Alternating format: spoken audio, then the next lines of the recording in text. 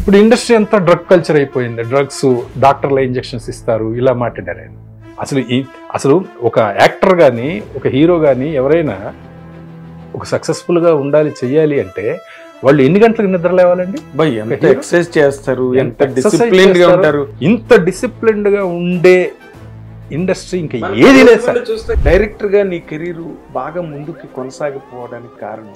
వాటిని అందిపుచ్చుకోవడంలో నేను కొన్ని తప్పులు చేశాను. నేను ఇప్పుడు దాసనారాయణ సినిమాలు చూసావు, ఆయన గురించి తెలుసు. ఆ లాస్ట్ లో టైటిల్ కార్డు సైలెంట్ అయిపోయింది. దాసనారాయణరావు గారు మ్యూజిక్ ఉండకుండా, అప్పటి వరకు మ్యూజిక్ ఉండి ఆర్ఆర్ ఉండి, ఆయన టైటిల్ కథ, మాటలు, పాటలు, దర్శకత్వం మొత్తం వేసి దాసనారాయణరావు అని కార్డు సైలెంట్ లో వచ్చేది. ఆ టైటిల్ కార్డుకి చప్పట్లు వచ్చేయండి theatre.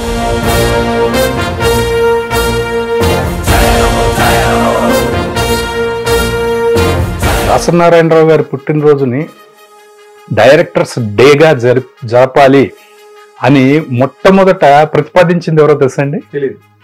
The great director K Viswanath గారు. నాకు ఇంకో ప్రశ్నకి సమాధానం చెప్పు. దాసనారాయణరావు గారు అంటే సినిమా ఇండస్ట్రీ అంతా భయపడడానికి కారణం ఏంటి సార్? అది అందరూ భయం అనుకుంటారు కానీ సార్, భయం కాదు సార్. తప్పు చేసే వాళ్ళు గ్యారంటీకి భయపడతారు కొంత. ఎందుకు భయపడతారు అంటే,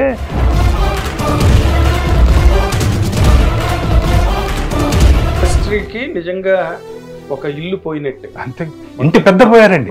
ఇంటి పెద్ద లేని ఇల్లు సార్ సినిమా, తెలుగు సినిమా పరిశ్రమ. ఆయన పోయిన తర్వాత మనిషిని కలిపిన ఋషి విని చరితని నిలిపెను నీ కృషి పోయేనా త్యాగం కదా. హిట్ టీవీ అభిమాన ప్రేక్షకులకు స్వాగతం. నేను మీ Nagendra Kumar. Welcome to my personal program my special touch.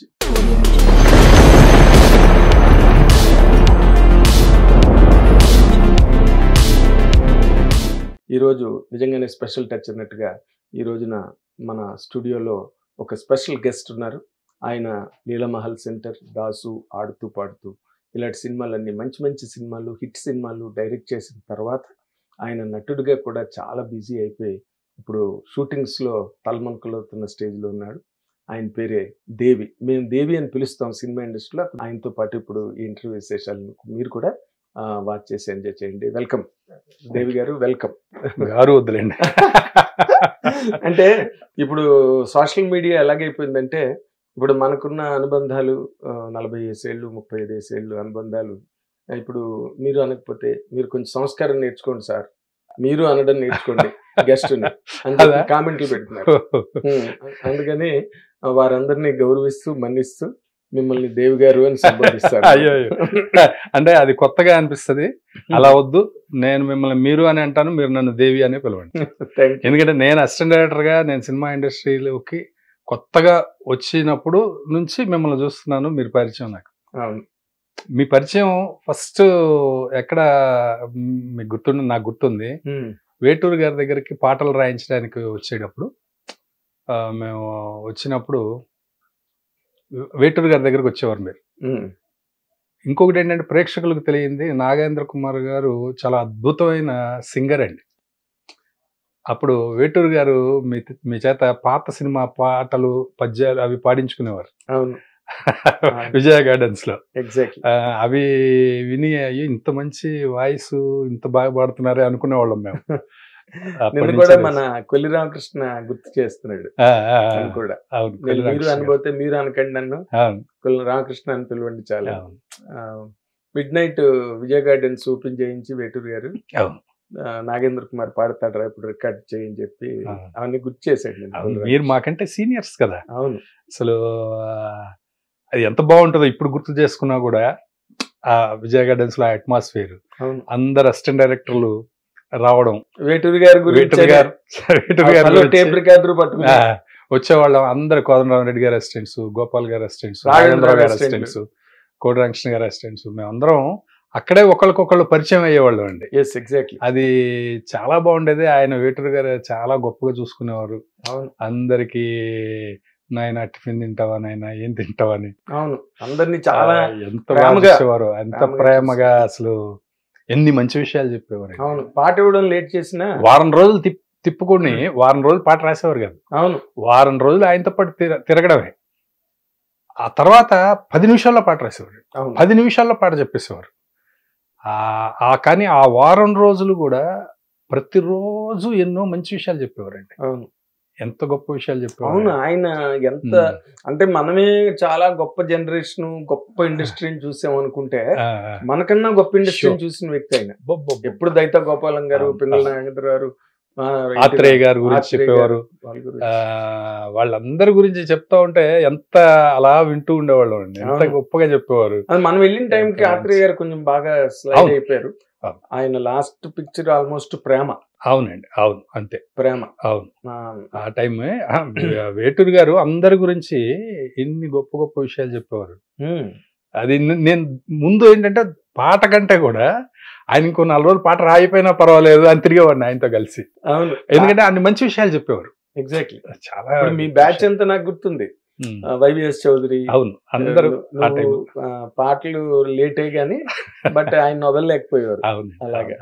ఆయనకి నేను మా పాటలే కాకుండా వేరే సినిమాల పాటలు కూడా నా రైటింగ్ బాగుంటుందని, నాయన నువ్వు రాస్తే పాట వెంటనే ఓకే అయిపోద్ది నీ రైటింగ్ చూస్తే అనేవారు. ఆయనకి వేరే పాటలు కూడా నేను ఫేర్ చేసి ఇచ్చేవాడిని. ఓకే, అప్పుడు కోదండరామిరెడ్డి గారి సినిమాలు, ఆ సినిమాలు, ఈ ఆనంద్ గారు వచ్చేవారు, ఆనంద్ గారు వచ్చేవారు. తర్వాత మణిరాజ్ అని ఇంకొక ఆయన వచ్చేవాడు కోదండరామిరెడ్డి గారి తరఫు నుంచి. అందరూ అక్కడే పరిచయం.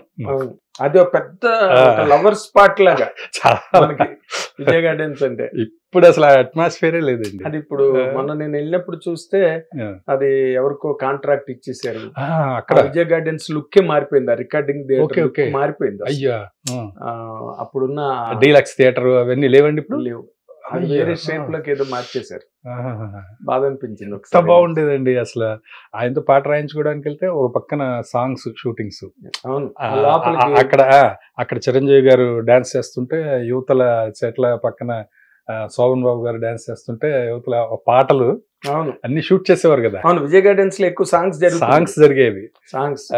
ఎంత బాగుండేదండి అట్మాస్ఫియర్. ఏదో వెళ్ళిన కొత్త కదా, ఆ వెళ్ళిన కొత్తలో జమీన్ పర్ సినిమా లాగా ఉంటుంది. అసలు ఇంతమంది స్టార్స్ ని ఒక్క చోట ఒక విజయ గార్డెన్స్ లోనే వేటూరు గారు బయటకు వెళ్ళి ఏదన్నా వచ్చేలోపు మొత్తం తిరిగేవాళ్ళం అండి. విజయ గార్డెన్స్ మొత్తం తిరిగేవాళ్ళం, ఏమేమి షూటింగ్స్ జరుగుతున్నాయని. ఎన్ని మలయాళం జరిగేవి, తమిళ్ జరిగేవి, తెలుగు, అందరూ అసలు. నేను ఒకసారి విజయ గార్డెన్స్ లోకి వెళ్ళేసరికి అక్కడ శోభనను కార్తిక్ మీ సాంగ్ చేస్తున్నారు.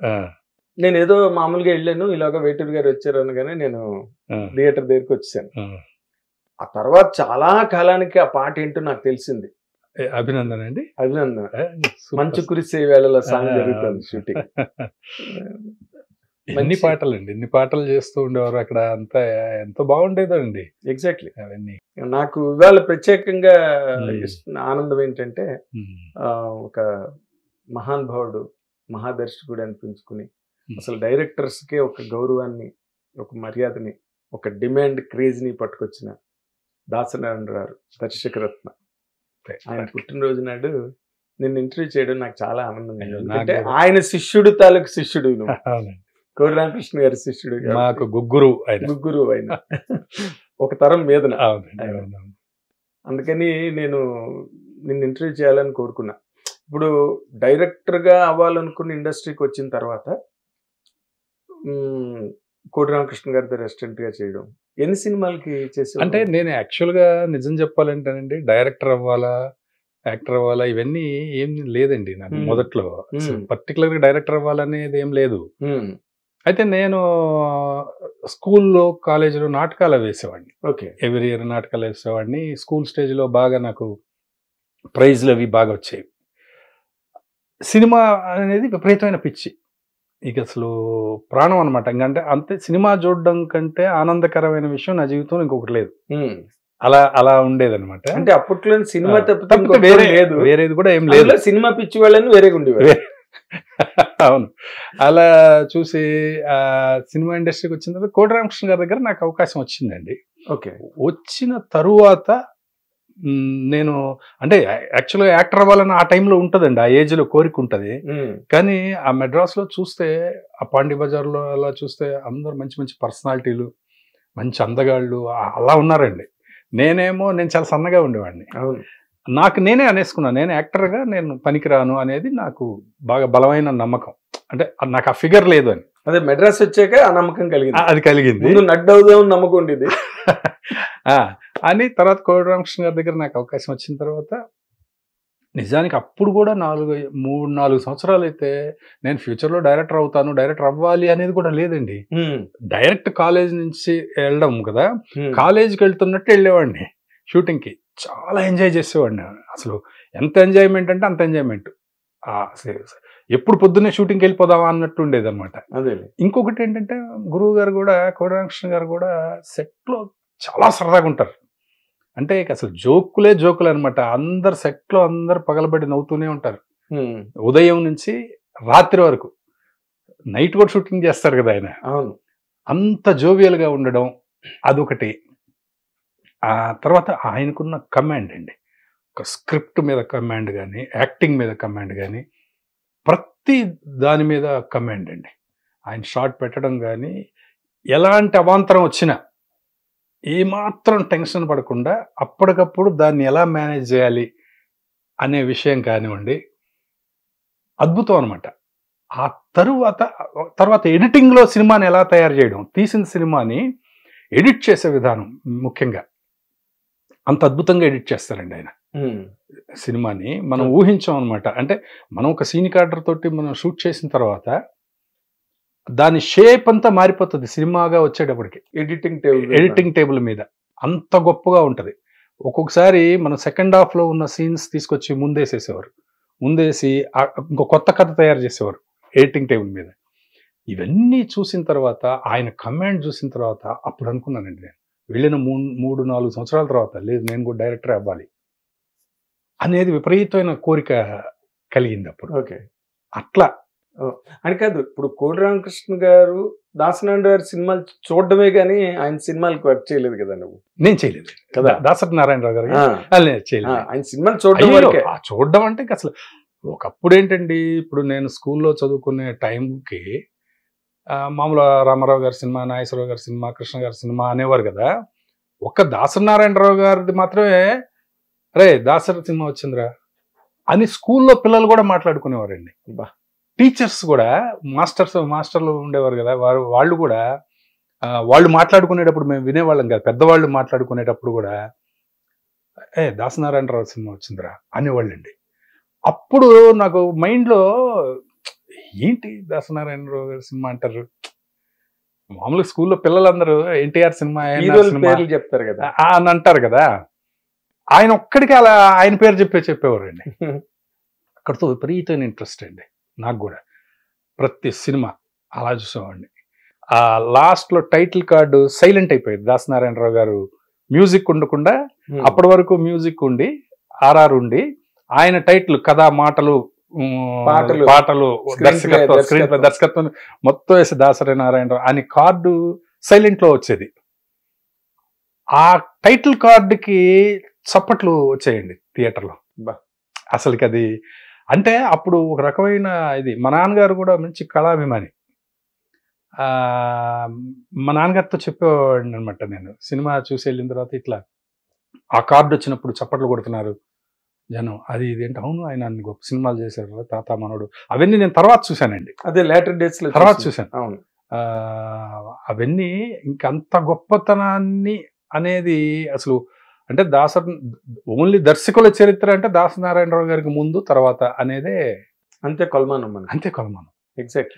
అందుకనే ఇప్పుడు దాసనారాయణరావు గారి పుట్టినరోజుని డైరెక్టర్స్ డేగా జరపాలి అని మొట్టమొదట ప్రతిపాదించింది ఎవరో తెలుసా అండి? తెలియదు. The great director K Viswanath గారు. కె విశ్వనాథ్ గారు అండి. ఒకసారి ఆయన 148 మంది దర్శకులకి రవీంద్ర భారతిలో దాసరి గారు సన్మానం చేశారు అందరికి. 148 మంది తెలుగు దర్శకులు ఒకే వేదిక పైనండి. ఏమేంటది? బాపు గారు ఉన్నారు, రాఘవేంద్రరావు గారు ఉన్నారు, సంగీతం శ్రీనివాసరావు గారు ఉన్నారు, అంటే ఇంకా అసలు అది ఇంకా అది మళ్ళీ నా భూతో నా భవిష్యత్తు అండి. మళ్ళీ అలాంటిది చరిత్రలో ఇంకెప్పటికీ జరగదు. అవును. హీరో కృష్ణ గారు, విజయనిలమన గారు అందరూ ఉన్నారు. ఆ టైంలో మాట్లాడుతూ ఆయన చెప్పారండి, ఆయన మేము అలా చేస్తున్న టైంలో శరవేగంతో దూసుకొచ్చి ఆయన ఎలా చేస్తారో మాకే అర్థం కాని ఇది, అలాంటి దీనిలో ఆయన చేశారు సినిమాలు. అసలు డైరెక్టర్స్ డేగా చేయాలి ఆయన బర్త్డేని అని. ఆ తర్వాత మేము జనరల్ బాడీ, మా అసోసియేషన్ జనరల్ బాడీ మీటింగ్ లో మేము చాలా సార్లు మాట్లాడాం.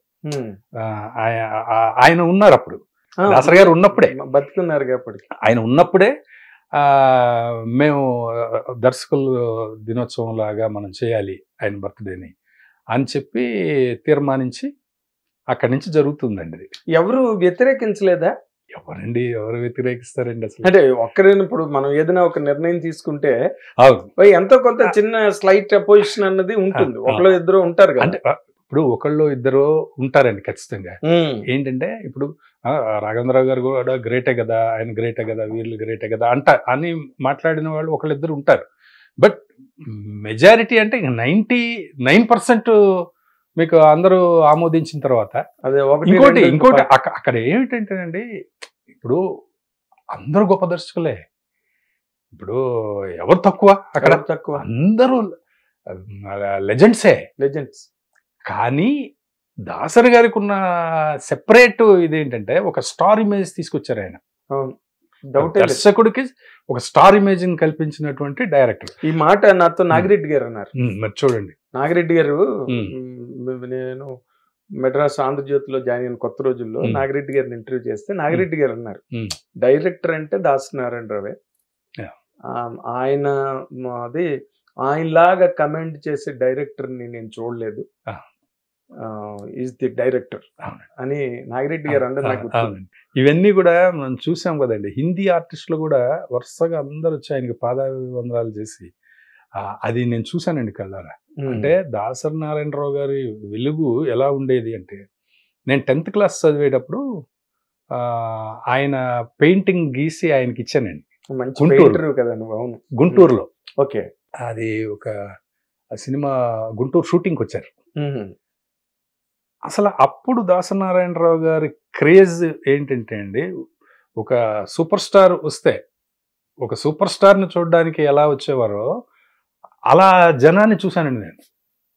షూటింగ్ చేయడానికి చాలా ఇదిగా చేసేవారండి. అంటే ఆ స్ట్రీట్ వరకు జనాన్ని అవతల పెట్టి, అంత కొత్త వాళ్ళతో తీస్తున్న సినిమా అది, కొత్త ఆర్టిస్టులతో తీస్తున్న సినిమా. స్టార్ ఆయన ఒక్కరే స్టార్. పైగా ఇంకొకటి ఏంటంటేనండి, గ్రేట్ డైరెక్టర్స్ చాలా మంది ఉన్నారండి. మనకున్న వాళ్ళందరూ ఎవరు తక్కువ? ఎవరు? కేవీ రెడ్డి గారు, రెడ్డి గారు, వాళ్ళు ఎంత గొప్ప దర్శకులు. మరి కమలాకర్, ఈవెన్ ఇప్పుడు తర్వాత జనరేషన్ తీసుకున్నా కూడా ఎవరు తక్కువ అండి, అందరూ గ్రేటే. కానీ ఆయనకున్న నాయకత్వ లక్షణాలు, ఆయన ఇండస్ట్రీలో ఎవరికి వాళ్ళకి సెపరేట్ కదండి. ఇదేం గవర్నమెంట్ ఉద్యోగాలు కాదు, లేకపోతే కాదు కదా. ఎవరైనా ఒకళ్ళు నువ్వు రావయ్యా, నన్ను కలవయ్యా అని చెప్పి ఒక పెద్ద స్టారే అన్నారనుకోండి, నాకు ఇష్టం లేకపోతే నేను వెళ్ళి కలవనుగా, లేకపోతే మీకు వెళ్ళి కలవాల్సిన అవసరం లేదు, లేకపోతే మీకు పోయేది ఏమి ఉండదు. అంటే అదేం రూల్ కాదు. కానీ దాసరి నారాయణరావు గారు ఒక్క వ్యక్తి, ఆయన పిలిస్తే కలవని వ్యక్తి ఎవరైనా ఉన్నారు ఇండస్ట్రీ? ఎవరు లేరు. ఆయన జస్ట్ రమ్మంటున్నారంటే ఇంకా అంతే, వెళ్ళిపోతారు అంతే. ఇప్పుడు ఆయన ఏదైనా సరే ఒక నిర్ణయం తీసుకొని ఒక సమస్యని సాల్వ్ చేసే విధానం కానివ్వండి, ఆయన చెప్పిన తర్వాత కాదన్న వాళ్ళు ఎవరైనా ఉన్నారా? ఎవ్వరూ లేరు ఇండస్ట్రీ. అలా ఇంకొక వ్యక్తి రారు కూడా అండి ఇంకా ముందు. అవును, నో డౌట్. అవేంటంటే అండి, అది ఇన్బిల్ట్ వచ్చేసింది ఆయనకి. అంత పర్సనాలిటీ, అంతే. ఆ రాజసం కానివ్వండి, లేకపోతే ఆ కమాండ్ కానివ్వండి, ఆయనకు ఉన్నటువంటి విషయ పరిజ్ఞానం వల్ల కానివ్వండి, ఆ వాక్చాతుర్యం వల్ల కానివ్వండి, లేకపోతే ఆ సమస్యని అర్థం చేసుకునే విధానం. ఇప్పుడు రెండు వైపులా ఇద్దరు వచ్చి ఉంటే, ఒకవైపు న్యాయం చెప్తే రెండో వాడికి ఎప్పుడు కోపం వస్తుంది కదా. ఎగ్జాక్ట్లీ. కానీ అది కూడా రాకుండా ఎవరైతే నీది తప్పు అయ్యా, అట్లా చేయకూడదు, అట్లా కాదు, ఇది కరెక్ట్, నువ్వు ఇలా చెయ్యి అని ఆ వ్యక్తికి చెప్తే ఆ వ్యక్తి కూడా దానికి పరిపూర్ణంగా అంగీకరించి చేసేలాగా చేయగలిగే ఇంకొక వ్యక్తి ఎవరున్నారు? ఇంకెవరు లేరు. ఆయన చెప్పిందే శాసనం, ఆయన చెప్పిందే తీర్పు. అంటే అట్లా ఇప్పుడు ఇంకొకటి సార్, ఆయన ఎప్పుడు కూడా ఆయన దగ్గర గొప్ప లక్షణం ఏంటంటే అండి, ఆయన్ని ఒకవేళ బయట తిట్టేవాళ్ళని కూడా ఆయన దగ్గరకు తీసుకుంటారు. ఫస్ట్ నాయకుడి లక్షణం ఏంటి? అదే మనల్ని ఒక వ్యక్తి విమర్శిస్తున్నాడు అంటే వాడిని దూరం పెడతారు. ఎవరైనా ద్వేషిస్తున్నాడు అంటే దూరం పెడతారు. ఈయన రివర్స్ అండి. ఫస్ట్ ఆ ద్వేషించే వాడినే తీసుకొని దగ్గరకు తీసుకుంటారు. దగ్గరికి తీసుకొని చాలా సందర్భాల్లో చూశాడు. ఈయన వెళ్ళి బయటకు వెళ్ళి తిడతాడు, మళ్ళీ ఆయన కాదండి, మా విషయంలోనే జరిగింది సార్. అది అంటే అది తెలియనితనం, ఒక తెలియనితనం వల్ల నేను ఇప్పటికి కూడా చాలా రిగ్రెట్ అవుతాను ఆ ఒక్క విషయంలో. డైరెక్టర్స్ అసోసియేషన్ ఎన్నికలు అప్పుడు నేను చాలా యాక్టివ్గా ఉండేవాడిని. ఆయన తీసుకున్న ఒక నిర్ణయాన్ని నేను వీరశంకరు వ్యతిరేకించాం. మేమిద్దరం వ్యతిరేకించాం. ఎన్ని గుండెలు చూడండి, అదే చెప్తున్నాను. అంటే తెలియనితనమే, వేరే ఏం కాదు. అంతే అజ్ఞానము, పక్కన ఉండేవాళ్ళు ఇన్ఫ్లుయెన్స్ చేసే విధానము, దానికి మనం తెలియనితనం. అలా జరిగినప్పుడు అసలు మేము ఎంత అండి అంటే ఒక మహాశిఖరం ముందు గులకరాళ్ళు, ఒక మహాశిఖరం ముందు గులకరాళ్ళు లాంటి వాళ్ళం కదా. అంతే. ఆయన కబురు చేశారు రమ్మని, మా గురువు గారికి చెప్పారు, కోడి వెంకటకృష్ణ గారికి, వాళ్ళని రమ్మని. మేమేంటంటే మేము గౌరవం లేక కదండి, మాకు అప్పుడు కూడా ఆయన అంటే అపరిమితమైన గౌరవం, మాకు ఎప్పుడు గౌరవం. అదే. కానీ మేము ఎందుకు వెళ్ళలేదంటే, ఇప్పుడు మేము వెళ్తే ఆయన చెప్పింది ఎట్టి పరిస్థితుల్లో వినాలి, కన్విన్స్ అయిపోతారు. కన్విన్స్ అయిపోవడం కాదు, అది మనం ఆ గౌరవం ఇవ్వాలి కదా. అవును, మనం వినాలి అంతే, ఎట్టి పరిస్థితుల్లో ఇంకా నోరు మూసుకొని వచ్చేయాలి. అప్పుడు ఆ నిర్ణయం మాకు ఇష్టం లేదు, అందుకోసం మేము వెళ్ళాల. అసలు వెళ్ళకపోతే ఇంకా మనం సమస్య రాదు కదా అనుకున్నాం.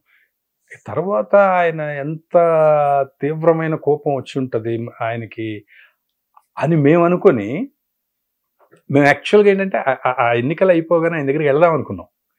వెళ్ళి మేము ఇదిగోండి దీనికోసం మేము ఇలా చేయాల్సి వచ్చింది సార్ అని చెప్దామని మేము. అయితే మేము వెళ్ళలేదండి, మీరు నమ్ముతారు. తర్వాత ఆయన ఒక పిక్చర్ ఆడియో అదేదో ఒక ఫంక్షన్ జరిగింది రవీంద్ర భారతిలో, దానికి ప్రత్యేకంగా మమ్మల్ని పిలిచారండి, ప్రత్యేక ఆహ్వానం. సరే మేము వెళ్ళాం.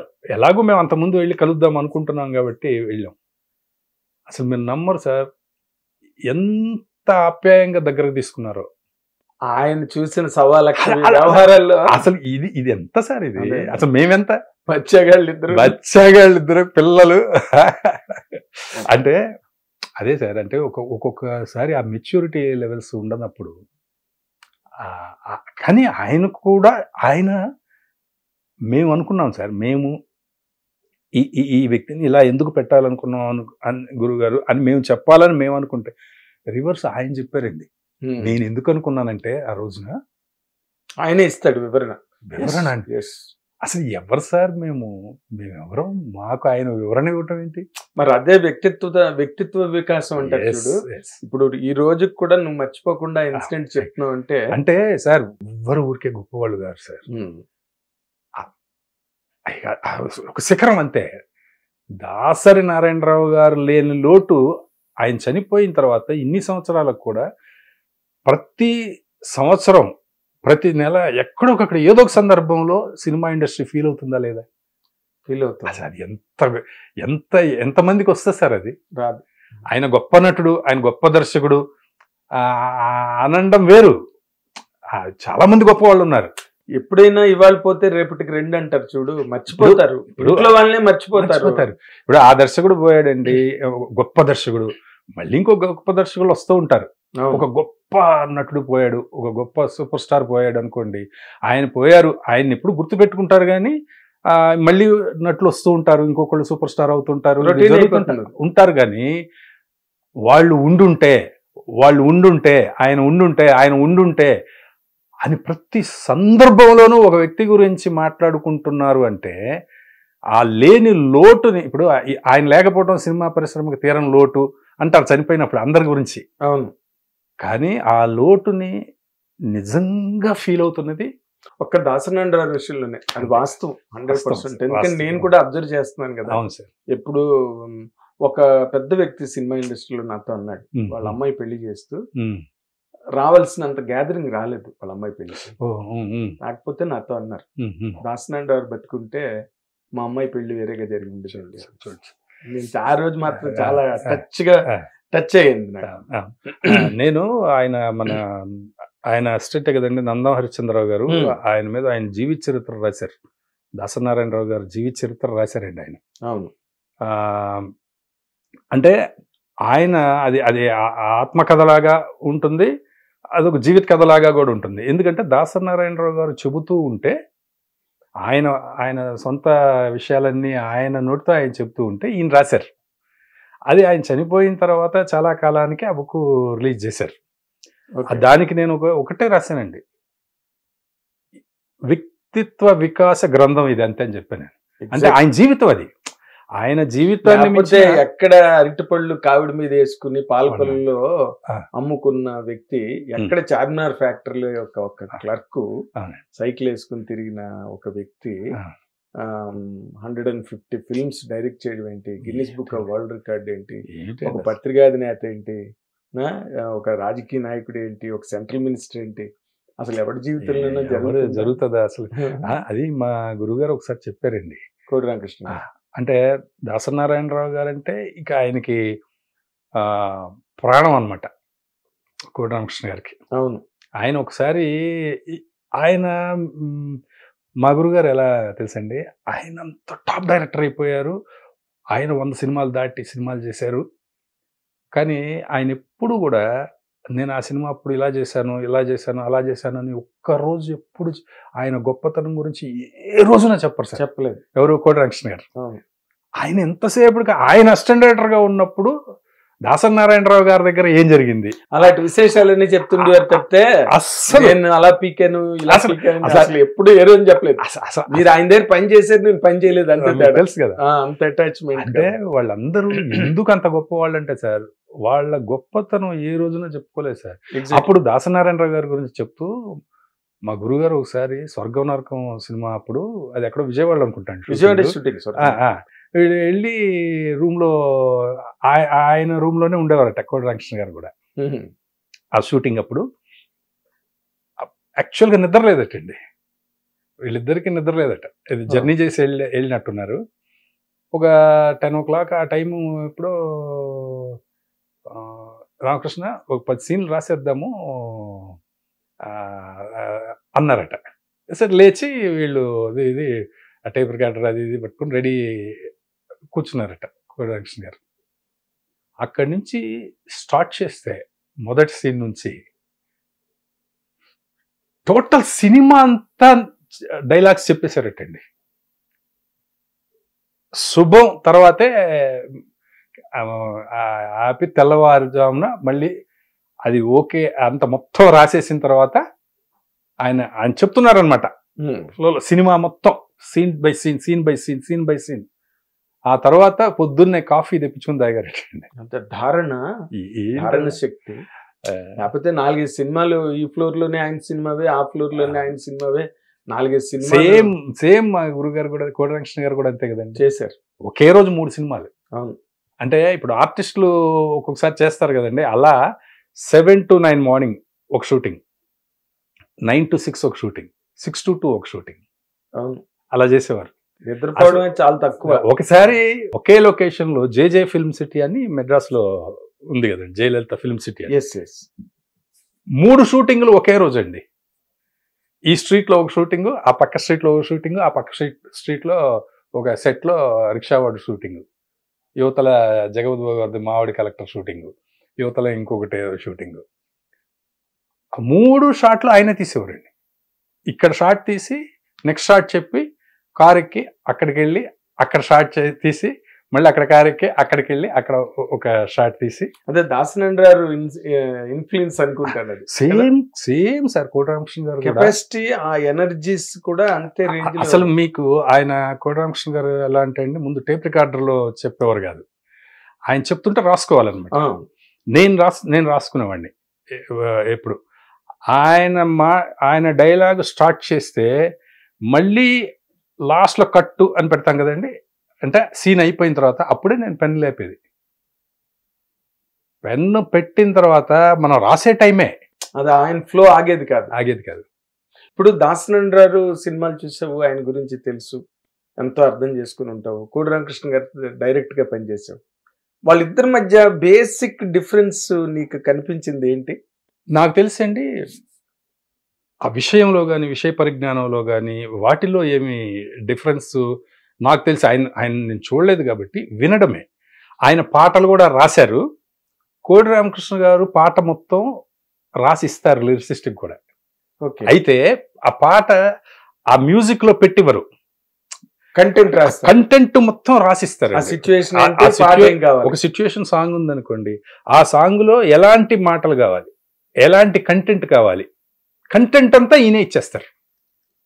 దాన్ని మాటల రూపంలో పెట్టి ఆ లెంగ్త్లకి రాసి ఇస్తారు. ఏది నేను చెప్పేది డ్యూయిట్స్ అలాంటివి కాదు, సిచ్యువేషనల్. ఇప్పుడు దాసనారాయణరావు గారు ఆయనే స్వతహాగా పాటలు రాస్తారు, పాటలు కూడా రాశారు. ఆయన యాక్ట్ చేశారు, ఈయన యాక్ట్ చేశారు. ఆయన ఎన్నో కథలు, ఈయన ఎన్నో కథలు, మాటలు అన్ని. అయితే ఈయనకి డిఫరెన్స్ ఏంటంటే అండి, దాసనారాయణరావు గారిలో ఉన్న ఆ నాయకత్వ లక్షణాలు ఉన్నాయి చూసారా, అవి మా గురువు గారిలో లేదు. అంటే ఆ వైపు వెళ్ళలేదు అంతే. అంటే సింపుల్ మ్యాన్ లేవని కాదు, కోడి రామకృష్ణ ఆయన సింపుల్ పర్సన్, అటు సైడ్ వెళ్ళలా. ఇప్పుడు ఆయన కూడా స్టూడెంట్ లీడర్ అండి, ఆయన కోడి రామకృష్ణ గారు కూడా.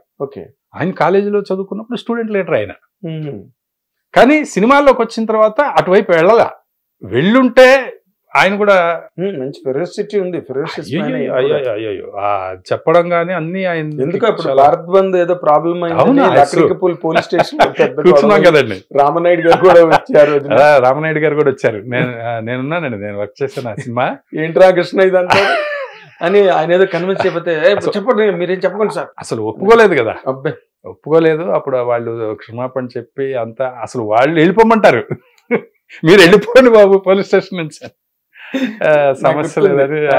ఆ ఫొటోస్ కూడా ఇంకా నా దగ్గర ఉన్నాయండి ఇప్పుడు కూడా, అవన్నీ ఉన్నాయి నా దగ్గర. కానీ బట్ దాసనారాయణరావు లాగా ఆయన అంత ఎస్టాబ్లిష్మెంట్ లోకి వెళ్ళలా సినిమా. ఆయనకి ఏంటంటే ఆయన అన్ని విడమర్చి బ్రహ్మాండంగా చెప్తారు సార్. ఇప్పుడు ఈ బయట జరిగే సిచ్యువేషన్, సినిమా ఇండస్ట్రీలో జరిగే సిచ్యువేషన్స్ ను కూడా అద్భుతంగా అనలైజ్ చేస్తారు. కానీ ఆయన సినిమాలు ఆయన అంతవరకు ఉంటారు. దాసనారాయణరావు గారు ఆయన దాన్ని పట్టుకొని దాన్ని సాల్వ్ చేసి ఇవన్నీ కూడా చేస్తారు. అవును, అంతే. అది నేను అంటే బికాస్ మనం సినిమా ఇండస్ట్రీలో చాలా కాలంగా ఉన్నవాళ్ళం, అన్ని విషయాలు మన కళ్ళెదురుగుండానే జరిగినాయి. అవును. దాసనారాయణరావుకి కోడి రామకృష్ణ గారికి ఒక టైంలో భేదాభిప్రాయాలు వచ్చాయని, కొంత దూరం వచ్చిందని, భారత్ బంద్ ఓపెనింగ్ కూడా దాసనారాయణరావు రాలా. కానీ ఇక్కడ హైదరాబాద్ లో షూటింగ్ జరుగుతున్నప్పుడు మా లొకేషన్కి వచ్చారండి. దాసనారాయణరావు గారు వచ్చి బ్లెస్ చేసి వెళ్ళారు. ఆ ఫోటో కూడా నా దగ్గర ఉంది. ఓకే. ఇంకా మరి ఎందుకు అసలు ఆ టాక్ వచ్చింది అప్పుడు అలాగా? అది అసలు ఎప్పుడు సార్ నేను చెప్తున్నాను కదా, బయట ఎన్ని రకాలుగా మాట్లాడుకోవచ్చు, కానీ అసలు మా గురువు గారికి వాళ్ళ గురువు గారు అంటే ఎంత రెస్పెక్ట్ అనేది అసలు చెప్తే నమ్మలేమన్నమాట. ఆయన సొంత ఇల్లు, పెద్ద ఇల్లు, ఇప్పుడున్న ఇల్లు కట్టినప్పుడు మీరు నమ్ముతారో నమ్మరో, ఆయన్ని తీసుకొచ్చి ఆయన ఇంట్లోకి అడుగు పెట్టిన తర్వాత ఈయన అడుగు పెట్టారు. ఓకే. దాసనారాయణరావు గారి ఇంట్లోకి అడుగు పెట్టిన తర్వాతే ఈయన కొత్త ఇంట్లోకి అడుగు పెట్టారు. ఆయన ఆఫీస్ చైర్ ఉంటుంది కదండి, అది మంచి సోఫా, చాలా బాగుంటుంది ఆ ఆఫీస్ టేబుల్. ఆయన వచ్చి కూర్చున్న వరకు కూడా మా గురుగారు ఆ చైర్లో అసలు ముట్టుకోలేదండి. తెలుసండి, ఆయన కూర్చోలా, ఎప్పుడు కూర్చోలా, అది అప్పటి వరకు కూర్చోలా. దాసనారాయణరావు గారిని కూర్చోబెట్టి ఆయన పక్కన నిలబడి ఆయన కూర్చున్న తర్వాత ఆయన మాట్లాడేసి అంతా ఆశీర్వదించి వెళ్ళిపోయిన తర్వాత ఆ రాఘవ్ గారు ప్రొడ్యూసర్ ఆయనకు మొట్టమొదటి అవకాశం ఇచ్చిన కె రాఘవ్ గారు, ఆయన వచ్చిన తర్వాత ఆయన ఫోటోవే అవతల దాసనారాయణ టేబుల్ మీద ఉంటుంది, కోడి రామకృష్ణ గారి ఎప్పుడు టేబుల్ మీద కూడా ఉంటుంది. ఆయన్ని తీసుకొచ్చి ఆయన్ని ఆ ఆఫీసు ఆయన చైర్లో కూర్చోబెట్టి వాళ్ళిద్దరూ కూర్చొని వెళ్ళిపోయిన తరువాతే ఆయన కూర్చున్నారు సార్. అప్పటి వరకు ఆయన కూర్చోలే. అలాగే గురుగారి ఇంట్లో పెద్ద డైనింగ్ టేబుల్ ఉంటుందండి, పక్కన అన్ని చైర్స్ ఉంటాయి, ఆ పెద్ద చైర్ ఉంటుంది, పెద్ద చైర్ ఉంటుంది ఆ డైనింగ్ టేబుల్కి. అందులో కూడా దాసనారాయణరావు గారిని కూర్చోబెట్టారు. ఆ తర్వాత ఆ చైర్లో ఆయన ఎప్పుడు కూర్చోరు తెలుసండి మీకు, కోడి రామకృష్ణ గారు ఎప్పుడు కూర్చోాల, ఆయన మామూలు పక్కన కూర్చుంటారు. అది గురువు గారు అంటారు. అంటే అంతటి గౌరవం అండి. ఆయన దాసనారాయణరావు గారు చనిపోయినప్పుడు అసలు ఆయన దహన సంస్కారాలు జరుగుతూ ఉంటే ఎక్కెక్కేడ్ చేశారండి. అసలు ఆయన్ని నేనే ఉన్నాను పక్కన, ఆయన్ని పట్టుకుంటే ఎక్కెక్కెక్కే ఏడ్చేశారు కోడి రామకృష్ణ గారు. అంతటి 18 సినిమాలు ఎన్నో, అంతటి ప్రేమ, అంతటి గౌరవం. అదే చెప్తున్నాను కదా, ఆయన చనిపోయే వరకు కూడా ఏ రోజున ఆయన గొప్పతనం ఎప్పుడు ఆయన చెప్పుకోలేదండి. కానీ ఇలాంటి నాకు నేను ఇందాక అన్నట్టుగా మీరు పనిచేసేది నేను చేయలేదు అక్కడ, నేను జర్నలిస్ట్ కాబట్టి వేరే సంస్థల్లో ఉన్నా. బట్ ఇలాంటి టాక్ ఆ రోజున ఎందుకు వచ్చింది, అవునండి ఏంటి అన్నది నాకు ఇప్పటికీ, నేను ఎప్పుడు కోడి రామకృష్ణ గారిని కూడా అడగల. దాసనారాయణతో నాకు చాలా చనువు, చాలా ఇంత అంత చనువు కదా, ఎవరికి లేనంత చనువు ఉంది. ఆయన కూడా అడగలేదు ఏ రోజు. నేను నా డౌట్ ని అలా డౌట్ గానే ఉంచుకున్నా, ఎందుకంటే బికాస్ నువ్వు చాలా 2 క్యాంపుల్లో చాలా క్లోజ్ కదా. అక్కడ ఆయన ఏంటంటే అండి, అప్పుడైతే డెఫినెట్ గా నేను కూడా వినేవాడిని అండి కదా. బయట అయితే ఆ టాక్ ఇండస్ట్రీలో ఉండేది, వాళ్ళిద్దరికి పడదు ఏదో తేడాలు వచ్చాయి అని అనుకునేవారండి. దానికి తోడు భారత్ బంద్ తర్వాత ఆయన లొకేషన్ కి రావడం అదంతా ఓకే. ఓపెనింగ్ కి మరి ఆయనకి ఏ కారణం చేత లేక అన్అవైలబిలిటీ వల్ల రాలేదా, అంతే అయి ఉంటదండి. లేకపోతే లొకేషన్ కి రారు కదా. అసలు అప్పుడు చాలా ఎంత ఆ సన్నివేశం కూడా మేము భలే ఎంజాయ్ చేసామండి. అప్పుడు దాసనారాయణరావు గారు అయ్యప్ప డ్రెస్ లో ఉన్నారు, ఇక్కడ హైదరాబాద్ లోనే షూటింగ్ జరుగుతూ ఉంటే ఆ రోజు మన బాబు మోహన్ గారు వీళ్ళందరూ ఆర్టిస్టులు ఉన్నారు, అందులో బ్రహ్మానందం గారు కూడా ఉన్నారు ఫోటోలో. ఆ రోజు దాసరి గారితో వచ్చినట్టున్నారు. అక్కడెక్కడో ఆ పక్కన ఎక్కడో ఆ దగ్గరలో ఏదో ఆయన షూటింగ్ ఏదో జరుగుతూ ఉంది దాసరి గారిది. ఆయన వచ్చారు, ఆయన రాగానే గబుకుని లేచిపోయారు. లేచి ఇది తీస్తున్నారు, టైటిల్ బాగుంది, భారత్ బంద్ ఏంటి లైన్ అది ఇది అని అడిగారు దాసరి గారు. అడిగితే ఈయన చెప్పారు. చెప్పిన తర్వాత షార్ట్ తీవయ్యా అన్నారు ఆయన. ఆయన అంటే ఆయన ఎదురుగుండా డైరెక్ట్ చేయడానికి సిగ్గుపడిపోతున్నారు మా గురుగారు. అన్ని సినిమాలు అన్ని సూపర్ హిట్లు. అప్పటికి ఎన్ని, అది 50వ సినిమా అండి. అవును, భారత్ బంద్ 50 సినిమాలు సూపర్ డూపర్ హిట్లు, అన్నీ రాడిన సినిమాలు తీసి వాళ్ళ గురువు గారి ముందు ఈయన డైరెక్ట్ చేయడానికి సిగ్గుపడిపోతున్నారు. అది అక్కడ ఉన్న వాళ్ళందరూ భలే ఎంజాయ్ చేశారు. అవును, ఏంటి చెయ్యి రామకృష్ణ చెయ్యి. ఆయన బాడీ లాంగ్వేజ్ కూడా చాలా అప్పుడు గొప్ప కామెడీగా ఉంటుంది. చెయ్యి ఏంటి ఇప్పుడు నేను వెళ్ళేదాకా షార్ట్ తీవా అని ఇంకా అప్పుడు మళ్ళీ స్టార్ట్ చేశారు. ఆయన చాలాసేపు కూర్చొని చూసి, నేను చేశానండి. ఎన్టీ రామారావు గారి చేతుల మీదకి షీల్డ్ తీసుకున్నామండి లలిత కళా తోరణంలో. అవును, గుర్తుంది. అప్పుడు చిరంజీవి గారు ఆ పిక్చర్ 100 days ఫంక్షన్కి చిరంజీవి గారు, ఎన్టీ రామారావు గారు, చిరంజీవి గారు, రామానాయుడు గారు, వెంకటేష్ బాబు గారు వీళ్ళందరూ గెస్టులు. అసలు మామూలుగా. ఇంకో ప్రశ్నకి సమాధానం చెప్పు. దాసనారాయణరావు గారు అంటే సినిమా ఇండస్ట్రీ అంతా భయపడడానికి కారణం ఏంటి సార్? అది అందరూ భయం అనుకుంటారు కానీ సార్, భయం కాదు సార్, అది భక్తి గౌరవమే. అంటే ఇప్పుడు తప్పు చేసేవాళ్ళు గ్యారంటీకి భయపడతారు కొంత. ఎందుకు భయపడతారు అంటే ఆయన ఓపెన్గా మాట్లాడతారండి. అలా అని ఏ వ్యక్తిని ద్వేషించలేదు, అది గొప్ప విషయం. ఇప్పుడు తప్పులు జరుగుతున్నాయి సినిమా ఇండస్ట్రీలో, కొన్ని తప్పులు జరుగుతున్నాయి అనుకోండి, వాళ్ళని బాహాటంగా విమర్శిస్తారు, వాళ్ళని పిలిచి చెప్తారు. ఇన్ని చెప్పిన తర్వాత కూడా అసలు ఎప్పటికీ ఆ వ్యక్తిని పర్సనల్గా ద్వేషించరండి. అది ఆయన గ్రేట్నెస్ నేను అనుకోవడం. దాంతో ఇప్పుడు మీకు ఆయన ఏదైనా బాహాటంగా మాట్లాడతారు కాబట్టి దేన్నైనా సరే వ్యతిరేకిస్తారు లౌక్యం తెలియని వ్యక్తి. అది మొన్న ఈ మధ్య ఒక ఇంటర్వ్యూ చూసానండి. అది హైదరాబాదు వచ్చినప్పుడు ఏదో ఇండస్ట్రీకి అవి ఇవి రాయితీలు అది ఇది అంటే, ఇండస్ట్రీలో పెద్దవాళ్ళకి రాయితీలు ఏంటి? మేము ఆల్రెడీ కోట్లు మేము సంపాదించాం, ప్రజలు ఇచ్చారు, ఇండస్ట్రీ మాకు ఇచ్చింది, దాంతో ఇండస్ట్రీకి ఎందుకు? పేదవాళ్ళకి ఇవ్వండి, ఇల్లు కట్టుకోవడానికి ఇవ్వండి, పేదవాళ్ళకి ఇవ్వండి అని చెప్పారు ఆయన. మొన్నే చూశాను నేను ఏదో ఇంటర్వ్యూ పాతది. అంటే ఆయన అంటే చాలా డిటర్మైన్డ్ గా ఏదైనా కూడా సెల్ఫ్లెస్ గా మాట్లాడేవారు. అది మాత్రం వాస్తవం. సెల్ఫ్ ఉండేది కాదు దాంట్లో. అది ఇంకొక గొప్ప విషయం సార్. స్టార్ దగ్గర నుంచి ఒక చిన్న ప్రొడక్షన్ బాయ్ వరకు కూడా వెళ్ళి గురువుగారిని కలవాలండి అంటే అక్కడ బుక్లో నోట్ చేసుకొని వాళ్ళకి అది రేపు 11 గంటలకి టైం ఇస్తారు. ఆ టైంకి కరెక్ట్గా వీళ్ళని పంపిస్తారు పైకి. డైరెక్ట్గా వెళ్ళి ఆయన్ని ఎవరైనా కలవచ్చు. అవును, టోటల్ ఇండస్ట్రీ ఆయన టోటల్ గా ఎవరైనా సరే ఆయన డోర్స్ ఎప్పుడు 24 గంటలు ఓపెన్ గానే ఉంటాయి. ఇంకా అలాంటి వాళ్ళు ఎవరు ఉంటారు సార్? ఇంకా ఇప్పుడు ఎవరైనా కలవచ్చు, వాళ్ళ సమస్య చెప్పచ్చు. అదిగాక ఆయన పుట్టినరోజు నాడు ఇవాళ 100 రూపాయలు ఇచ్చేవారు అందరికి. అసలు ఎంతమంది పెద్ద ప్రొడ్యూసర్లు వచ్చి ఆ 100 రూపాయలు తీసుకోవడం నాకు తెలుసు. ఎంతమంది భోజనాలు ఇంకా పెద్ద ఇది అనుకో. అది కాదు సార్, ఆ ఇంట్లో ఎప్పుడు ప్రతిరోజు మీకు మినిమం నాకు తెలిసి ఒక 50 మంది తక్కువ భోజనాలు చేయరండి. అవును, ఆయన చనిపోయే వరకు కూడా అసలు ప్రశ్న లేదు. 50 మంది కంచాలు అవన్నీ డైనింగ్ టేబుల్ దగ్గర ఎప్పుడు రెడీగా పెద్ద వంతులు ఉండేవి. అవునండి, ఎవరి కంచాలు తీసుకుని తినేయడం చెప్తే ఇంకా అలాంటి వ్యక్తులు ఇంకా ఇండస్ట్రీకి నిజంగా ఒక ఇల్లు పోయినట్టే. అంతే, ఇంటి పెద్ద పోయారండి. ఇంటి పెద్ద లేని ఇల్లు సార్ సినిమా, తెలుగు సినిమా పరిశ్రమ. ఆయన పోయిన తర్వాత నేను అదే రాశాను. నేను ఫేస్బుక్లో పోస్ట్ పెట్టినప్పుడు తెలుగు సినిమా పరిశ్రమని ఇంటి పెద్ద లేని ఇల్లు చేసి వెళ్ళిపోయారు ఆయన అని చెప్పాను. నిజంగానే అంతే కదా. అవును, అన్డౌటెడ్గా.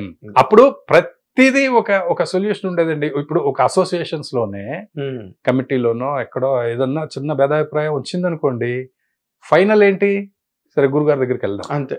ఇంకా కూతురు పడట్లేదు, సమస్య పరిష్కారం దొరకట్లేదు అంటే ఆయన దగ్గరికి వెళ్ళిపోతే ఆయన మొత్తం దాన్ని అంతా ఒకసారి ఆలోచించి స్కాన్ చేసి ఇది ఇది ఇది ఇది ఇలా చేయండి, అయిపోయింది. ఇంకా అంతే, ఇంకా no discussion, no debate, no debate.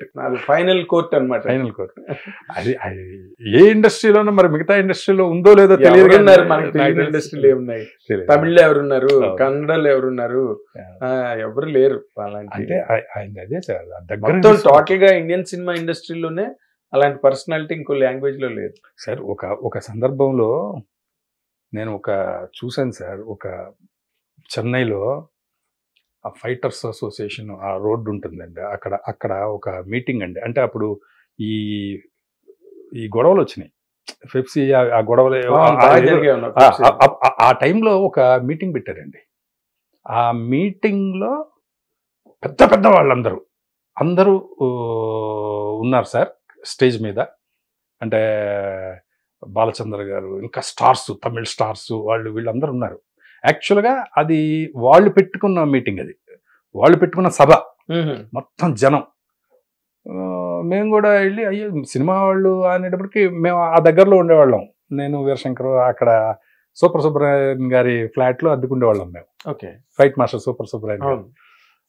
ఆ వెళ్తూ అది ఇది అని చెప్పి నడిగర్ సంఘంలో జరిగిందా? నడిగర్ సంఘం కాదండి, అక్కడ మన వడపళనిలో ఫైటర్స్ అసోసియేషన్ ఉండేది. ఎగ్జాక్ట్లీ.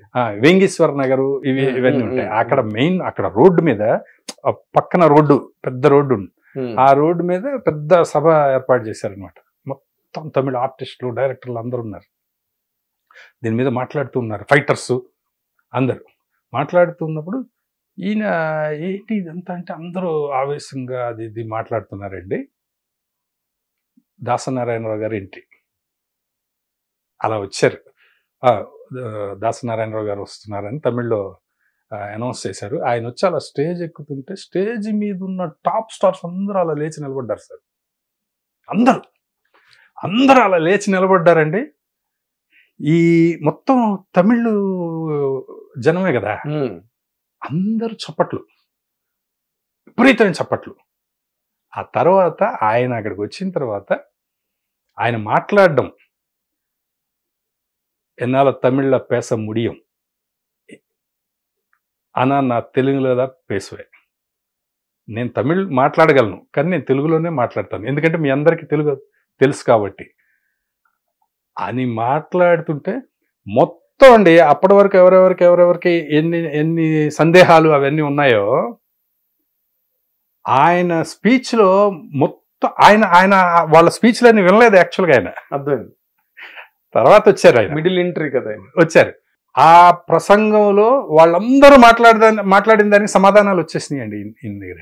అంటే ఎంత అబ్జర్వ్ చేస్తుంటారు చూడండి, స్టడీ చేస్తుంటారు. కూర్చుని తారక ప్రభు కాంప్లెక్స్ లో కూర్చున్నప్పుడు కూడా యూజ్ టు గ్యాదర్ ఇన్ఫర్మేషన్, అంత ఇన్ఫర్మేషన్ ని గ్యాదర్ చేసేవారు. ఏం జరుగుతున్నది ఏంటి అని ఎప్పుడు లైవ్ లో ఉండేవారు ప్రతి ఇష్యూ మీద. Coming to your career and point Devi, ఇప్పుడు కోడి దాసనాండ్రారు, కోడి రామకృష్ణ గారి శిష్యులు మీరందరూ, వీరశంకర్ గాని నువ్వు గాని మీరందరూ డైరెక్టర్ గా నువ్వు వాళ్ళ దగ్గర నుంచి ఏం నేర్చుకున్నావు? అసలు నీ కెరీర్కి వాళ్ళ దగ్గర చేసిన శిష్యరికం, ఈ అబ్జర్వేషను ఎంతవరకు ఉపయోగపడ్డాయి? డైరెక్టర్గా నీ కెరీరు బాగా ముందుకి కొనసాగిపోవడానికి కారణం? అది అసలు నేను ఏదైనా చేశానంటే మొత్తం అక్కడ నేర్చుకున్నదేనండి. నేను ఏది చేయలేకపోయానో అదంతా నాదే 100%. ఓకే, నేను ఈ రోజుకి ఇలాగైనా ఉన్నానంటే కారణం నేనే, ఇలాగే ఇంతే ఉన్నానేంటి అన్నదానికి కారణం నేనే. ఓకే, ఇండస్ట్రీ ఏం కాదండి. ఇండస్ట్రీ నాకు చాలా అవకాశాలు ఇచ్చింది, మంచి మంచి అవకాశాలు ఇచ్చింది. వాటిని అందిపుచ్చుకోవడంలో నేను కొన్ని తప్పులు చేశాను నేను. ఓకే, ఏంటి ఆ తప్పులు? అంటే ఏం లేదండి, ఒక మంచి అవకాశం వచ్చినప్పుడు నిన్నేదో రంధ్రాన్వేషణ చేద్దాం ఉద్దేశం కాదు. ఎందుకంటే నీ తర్వాత వచ్చిన డైరెక్టర్లు కానీ యాస్పైరెంట్స్ కానీ నీ ఇంటర్వ్యూ చూసినప్పుడు ఓహో ఇలాంటి పొరపాట్లు జరుగుతాయన్నమాట, మనం జాగ్రత్తగా ఉండాలి, మనకన్నా సీనియర్ మాట్లాడుతున్నాడు అనేవి కొంత వాళ్ళకి ఒక కంటెంట్ అందుతుంది. అంటే ఏం లేదండి, నేను చిన్న రాంగ్ నోట్ లో ఉండేవాడిని అండి. ఎందుకంటే నువ్వు దాసు ఫస్ట్ సినిమా చేయడం డైరెక్టర్ అనేవాడు స్వేచ్ఛగా ఉండాలి అనేది నేను బలంగా నమ్మేవాడిని ఆ టైంలో బాగా. అంటే స్వేచ్ఛగా చేయగలిగింది చెయ్యాలి. ఇప్పుడు అంటే ఒక నెగటివ్ని ఎక్కువ తీసుకోవడం, అంటే అందరూ ఇన్వాల్వ్ అయిపోతారు, ఆ ఇన్వాల్వ్మెంట్ వల్ల నేను ఇబ్బంది పడతాను. నాకు చాలా మంది అనుకున్నట్టు పెద్ద స్టార్ హీరోల సినిమాలు రాలేదని వచ్చినాయి, నాకు ఓకే అవకాశాలు వచ్చినాయి. వాటిని నేను అందిపుచ్చుకోలే. నాకు అవకాశం వస్తే అంటే అంత వాళ్ళు ఒక రాంగ్ నోట్ అండి. నేను ఒక తప్పుడు దృక్పథంలో ఉన్నాను నేను. అంటే ఆ టైంకి నా దగ్గర నా చుట్టూ ఉన్న వాళ్ళ ఇది కానివ్వండి, ఆ ఇన్ఫ్లుయెన్స్ అవ్వడమో లేకపోతే చెప్పేది వినడమో, వాళ్ళంతా ఇన్ఫ్లుయెన్స్ చేస్తారు. అక్కడ వాళ్ళు చెప్పిందే మనం చేయాల్సి వస్తుంది, మనం అనుకున్నది చేయలేము. ఇలాంటివన్నీ ఆ రాంగ్ ఫీడ్ అంతా ఉండేది నాకు బ్రెయిన్లో. దానివల్ల నాకు నేనుగా తప్పుకున్నాను సార్. నాకు నేనుగా లేదు, మనకి చిన్న సినిమా చాలు, ఈ సినిమా చాలు, ఇది చాలు అని నాకు నేనుగా అనే. కోడి రామకృష్ణ గారి దగ్గర అన్ని సినిమాలు పనిచేసి నేర్చుకున్నది ఏంటి? ఆయన ఎవరితో ఎంత లౌక్యంగా ఉండేవారు, చాలా చాలా లౌక్యంగా ఉండేవారు, వాళ్ళ మాట వింటున్నట్టే ఉండేవారు, ఆయనకు నచ్చిందే చేసేవారు. ఆయనకు నచ్చిందే చేసేవారు, ఎవరు ఏం చెప్పినా వినేవాళ్ళు. మరి నువ్వేం నేర్చుకోలేదు? నేను అదంతా నేర్చుకున్నానండి. నాకు ముందు నుంచి కూడా ఒక పెద్ద బీభత్సమైన ఒక దానిలోకి వెళ్ళాలంటే నాకు తెలియకుండానే నాకు ఒక జంకు అలాంటివి ఉండేవి. నేను ఏ సినిమాకి అలా ఫీల్ అయ్యావు? ఎవరితోని అంటే నో తెలియదు. ఇప్పుడు పర్సనల్ ఫెయిల్యూర్ తప్పితే ఇండస్ట్రీ ఫెయిల్యూర్ కాదు. ఇండస్ట్రీని ఏమి ఇప్పుడు పాయింట్అవుట్ చేసి బ్లేమ్ చేసేది కాదు. అసలు ఇండస్ట్రీ సార్, ఇండస్ట్రీ చాలా గొప్పది సార్. అదే అంటున్నా, చాలా గొప్పది. ఇక్కడ తవ్వుకున్న వాడికి తవ్వుకున్నంత, అంతే. కాకపోతే చేసుకున్న వాడికి చేసుకున్నంత. అయితే ఏంటంటే వాడికి ప్రతిభ కూడా ఉండాలి. ప్రతిభ ఉన్న తర్వాత ఆ ప్రతిభతోటి ఇక్కడ ఎంత తవ్వుకుంటే అంత ఉంది సార్ ఇక్కడ. అవును, బట్ నేను ఇప్పుడు నీకు ప్రతిభ ఉండబట్టే కదా నీకు అవకాశాలు వచ్చాయి. అవునండి. అంతే కదా, లేకుండా నిన్ను ఇండస్ట్రీ అయినా అమాయకమైన ఇండస్ట్రీ కాదు. అవును, కాదు కాదు కాదు. 10 మంది వైపు నుంచి రిపోర్ట్ ఉంటుంది. అవును, కోడి రామకృష్ణ అసిస్టెంట్ అని ఒక 100% ఇమేజ్ ఉంటుంది, ఆ 100%. క్రెడిబిలిటీ ఉంటుంది. ఇవన్నీ ఉన్నప్పటికీ కూడా ఏ హీరో సినిమాలు వదిలేసావు నువ్వు? అంటే ఆ, ఇంకా ఏ హీరో అని కాదులేండి, అది అంటే అలా కాదు. హీరోస్ అక్కడ చేయాల్సి ఉన్న- ఆ టైంలో నేను ముందడుగు వేయకుండా ఇప్పుడు బాలకృష్ణ గారితో సినిమా చేయాలి, అంతా ఓకే అయిపోయి ఆ తర్వాత అది మిస్ అయ్యింది. అలాగే ఒకసారి దానికి కూడా నన్ను పిలిచారండి. ఏది మన వెంకటేష్ బాబు గారిది ఒక పిక్చర్, మన మలయాళం రీమేక్ అండి, అది బాడీ గార్డ్. దానికి కూడా నన్ను పిలిచారు ముందు. తర్వాత పాండవులు 9 అప్పుడు మోహన్ బాబు గారు కంపెనీ నుంచి కోన వెంకట్ గారు ఫోన్ చేసి నువ్వు చేయాలి అని అడిగారు. రామానాయుడు గారు అడిగారండి. రామానాయుడు గారు పిలిచి మంత్లీ 10 days షూట్ చేయను, మిగతా చేసుకో, 10 రోజులు చేయి అని చెప్పారు. మిగతా చేసుకో, నెలకు 10 రోజులు చేయమని అడిగారు. ఈవీవి గారు కూడా నాకు చెప్పారండి అప్పుడు, నాయుడు గారు పిక్చర్ చెయ్యి అని. అంటే ఇవన్నీ అదే చెప్తున్నాను కదండి, ఇండస్ట్రీ నాకు ఇచ్చిన అవకాశాలు ఎవరికి ఇచ్చి ఉండదు సార్. ఇండస్ట్రీది అస్సలు తప్పులేదు. ఇక్కడ అసలు ఇండస్ట్రీ తప్పు ఎప్పుడు ఉండదు సార్. కాదు, నేను ఇంకో ఆశ, ఇప్పుడు బాలకృష్ణ గారితో కోడి రామకృష్ణ గారు బ్రహ్మాండం ఇట్లా ఇచ్చారు. ముద్దుల మావయ్య గారిని, బాలగోపాలుడు, నేను చేయలేదండి, నేను ఆ పిక్చర్ చేయలేదు. బట్ అయినా కూడా ఆయన నాకు అవకాశం ఆ టైంలో ఇచ్చారు. ఆయనే పిలిచారు, ఎంత గొప్ప విషయం. ఆయనే పిలిచారు, బాలకృష్ణ గారే పిలిచారు. ఆయన ఎంతో గొప్పగా రిసీవ్ చేసుకున్నారు, అసలు ఎంతో ఆప్యాయంగా మాట్లాడారు. ఇలాంటివన్నీ జరిగినాయండి. అంటే చెప్తున్నాను ఇవన్నీ. ఏ పాయింట్ దగ్గర నువ్వు జంకేవు? అంటే యాక్చువల్గా అప్పటి వరకు నాకు ఆ ఫీలింగ్ ఉండేదండి. బట్ బాలకృష్ణ గారి సినిమా నేను చెయ్యాలి అని నేను అనుకున్నానండి. మిస్టర్ పెళ్లి కొడుకు అనే సినిమా రిలీజ్కి ఉంది ఆ టైంలో. అది అప్పుడు అన్నీ మాట్లాడుకోవడం, ప్రొడ్యూసర్ నాకు అడ్వాన్స్ ఇవ్వడం కూడా జరిగింది, అన్నీ అయినాయి. దాని తర్వాత ఆ సినిమా ఫ్లాప్ అయింది. మిస్టర్ పెళ్లి కొడుకు సినిమా బాగా ఆడలా. దాని తర్వాత ప్రొడ్యూసర్ వెనక్కి దగ్గర నేనప్పుడు ఆ పిక్చర్ ఉంది మనకి, బాలకృష్ణ గారి సినిమా చాలా బాగా చేయాలి, దానికి ప్రాణం పెట్టి పనిచేయాలి అని చెప్పి అప్పుడు వచ్చిన సినిమాలు ఏవి నేను ఒప్పుకోలేదు. ఏది ఒప్పుకోలేదండి ఆ టైంలో. అంతే కదా, బాలకృష్ణ గారి సినిమా ఒకటంటే 10 సినిమాలకి అంటే అసలు దాన్ని ఇంకా రాత్రి పగలు అదే పెట్టుకొని నేను చేయాలి, దానికి పూర్తి ప్రాణం పెట్టి చేయాలి అని ఏదేదో అనేసుకున్నాను. అప్పుడు అది మిస్ఫైర్ అయింది. మిస్టర్ పెళ్లి కొడుకు పోయింది. దాని తర్వాత ప్రొడ్యూసర్స్ కూడా నాకు ఇప్పుడు కాదండి, మీరు వేరేది కమిట్ అవ్వండి, అది ఇదని అప్పుడు చెప్పారు నాకు.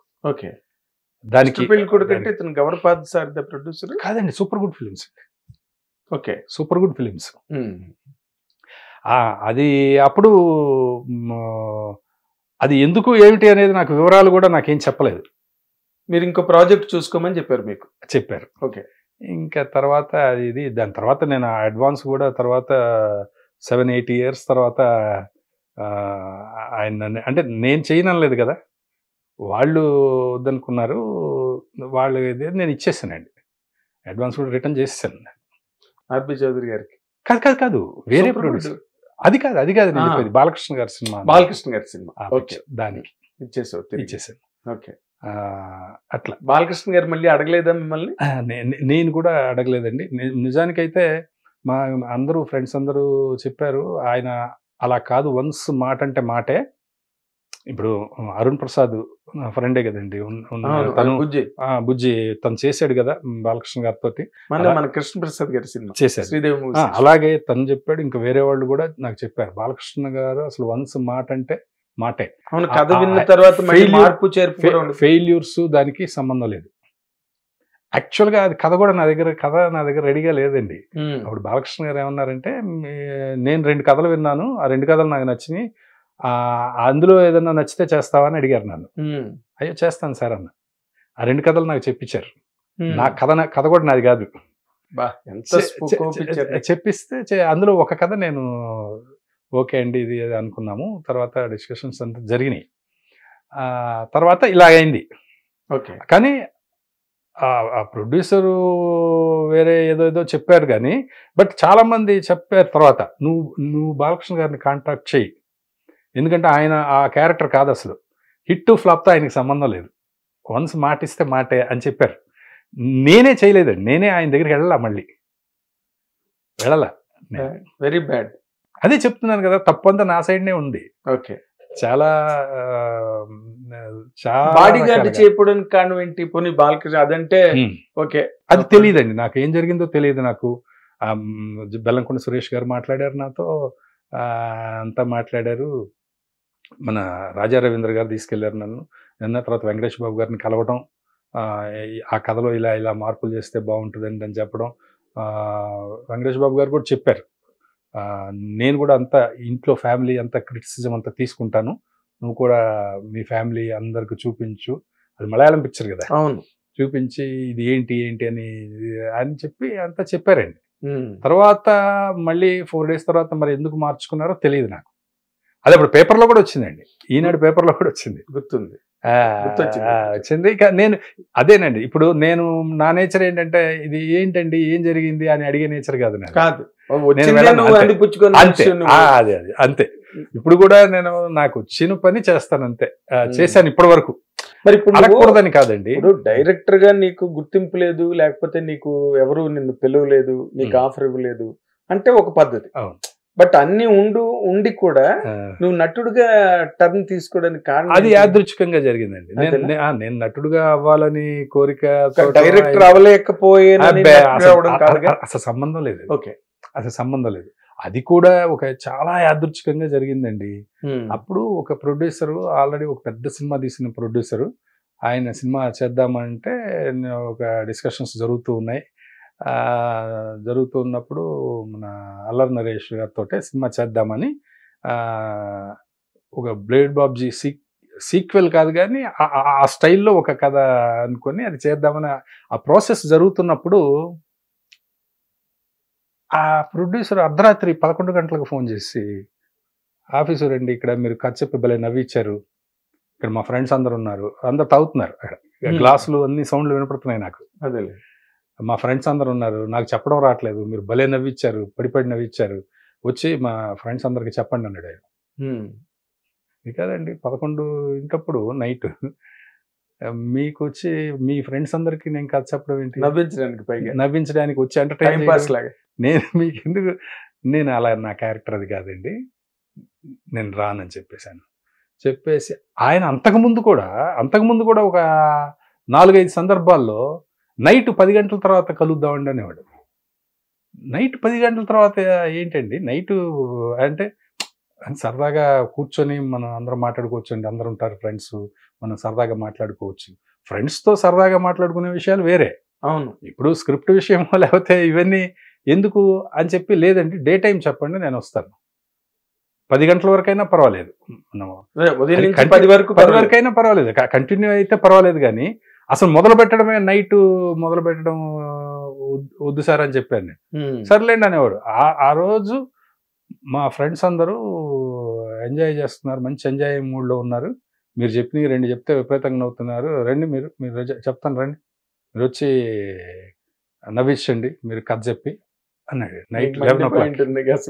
ఇంకా నేను మార్నింగే నేను కాల్ చేసి చెప్పేశాను, నేను చేయనండి, సినిమా చేయను అని చెప్పేశాను. అదే అల్లరి నరేష్ తోనేనా ప్రాజెక్ట్ అని అనుకున్నాము అప్పుడు.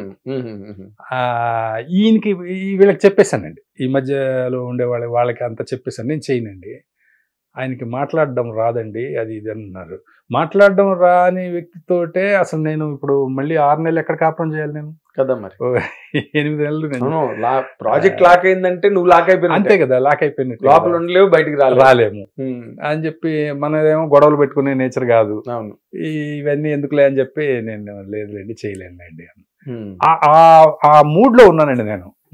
ఏంటి ఇలా అయిపోయింది, ఒక ఫెయిల్యూర్ చేస్తేనే ఇలా ఉంటుందా అంటే మనం అది నిజం కాకపోయినా ఒక్కొక్కసారి ఏంటంటే మనం ఇన్ఫీరియారిటీ ఫీల్ అవుతాం సిచ్యువేషన్స్ బాగోనప్పుడు. కేవలం అది ఇన్ఫీరియారిటీ కాంప్లెక్స్ పాయింట్. అదే అది హిట్ అయి ఉంటే ఇంకోలా ఉంటది. ఫోన్ చేస్తే వెళ్ళేవాడు మేము 10 గంటలకు.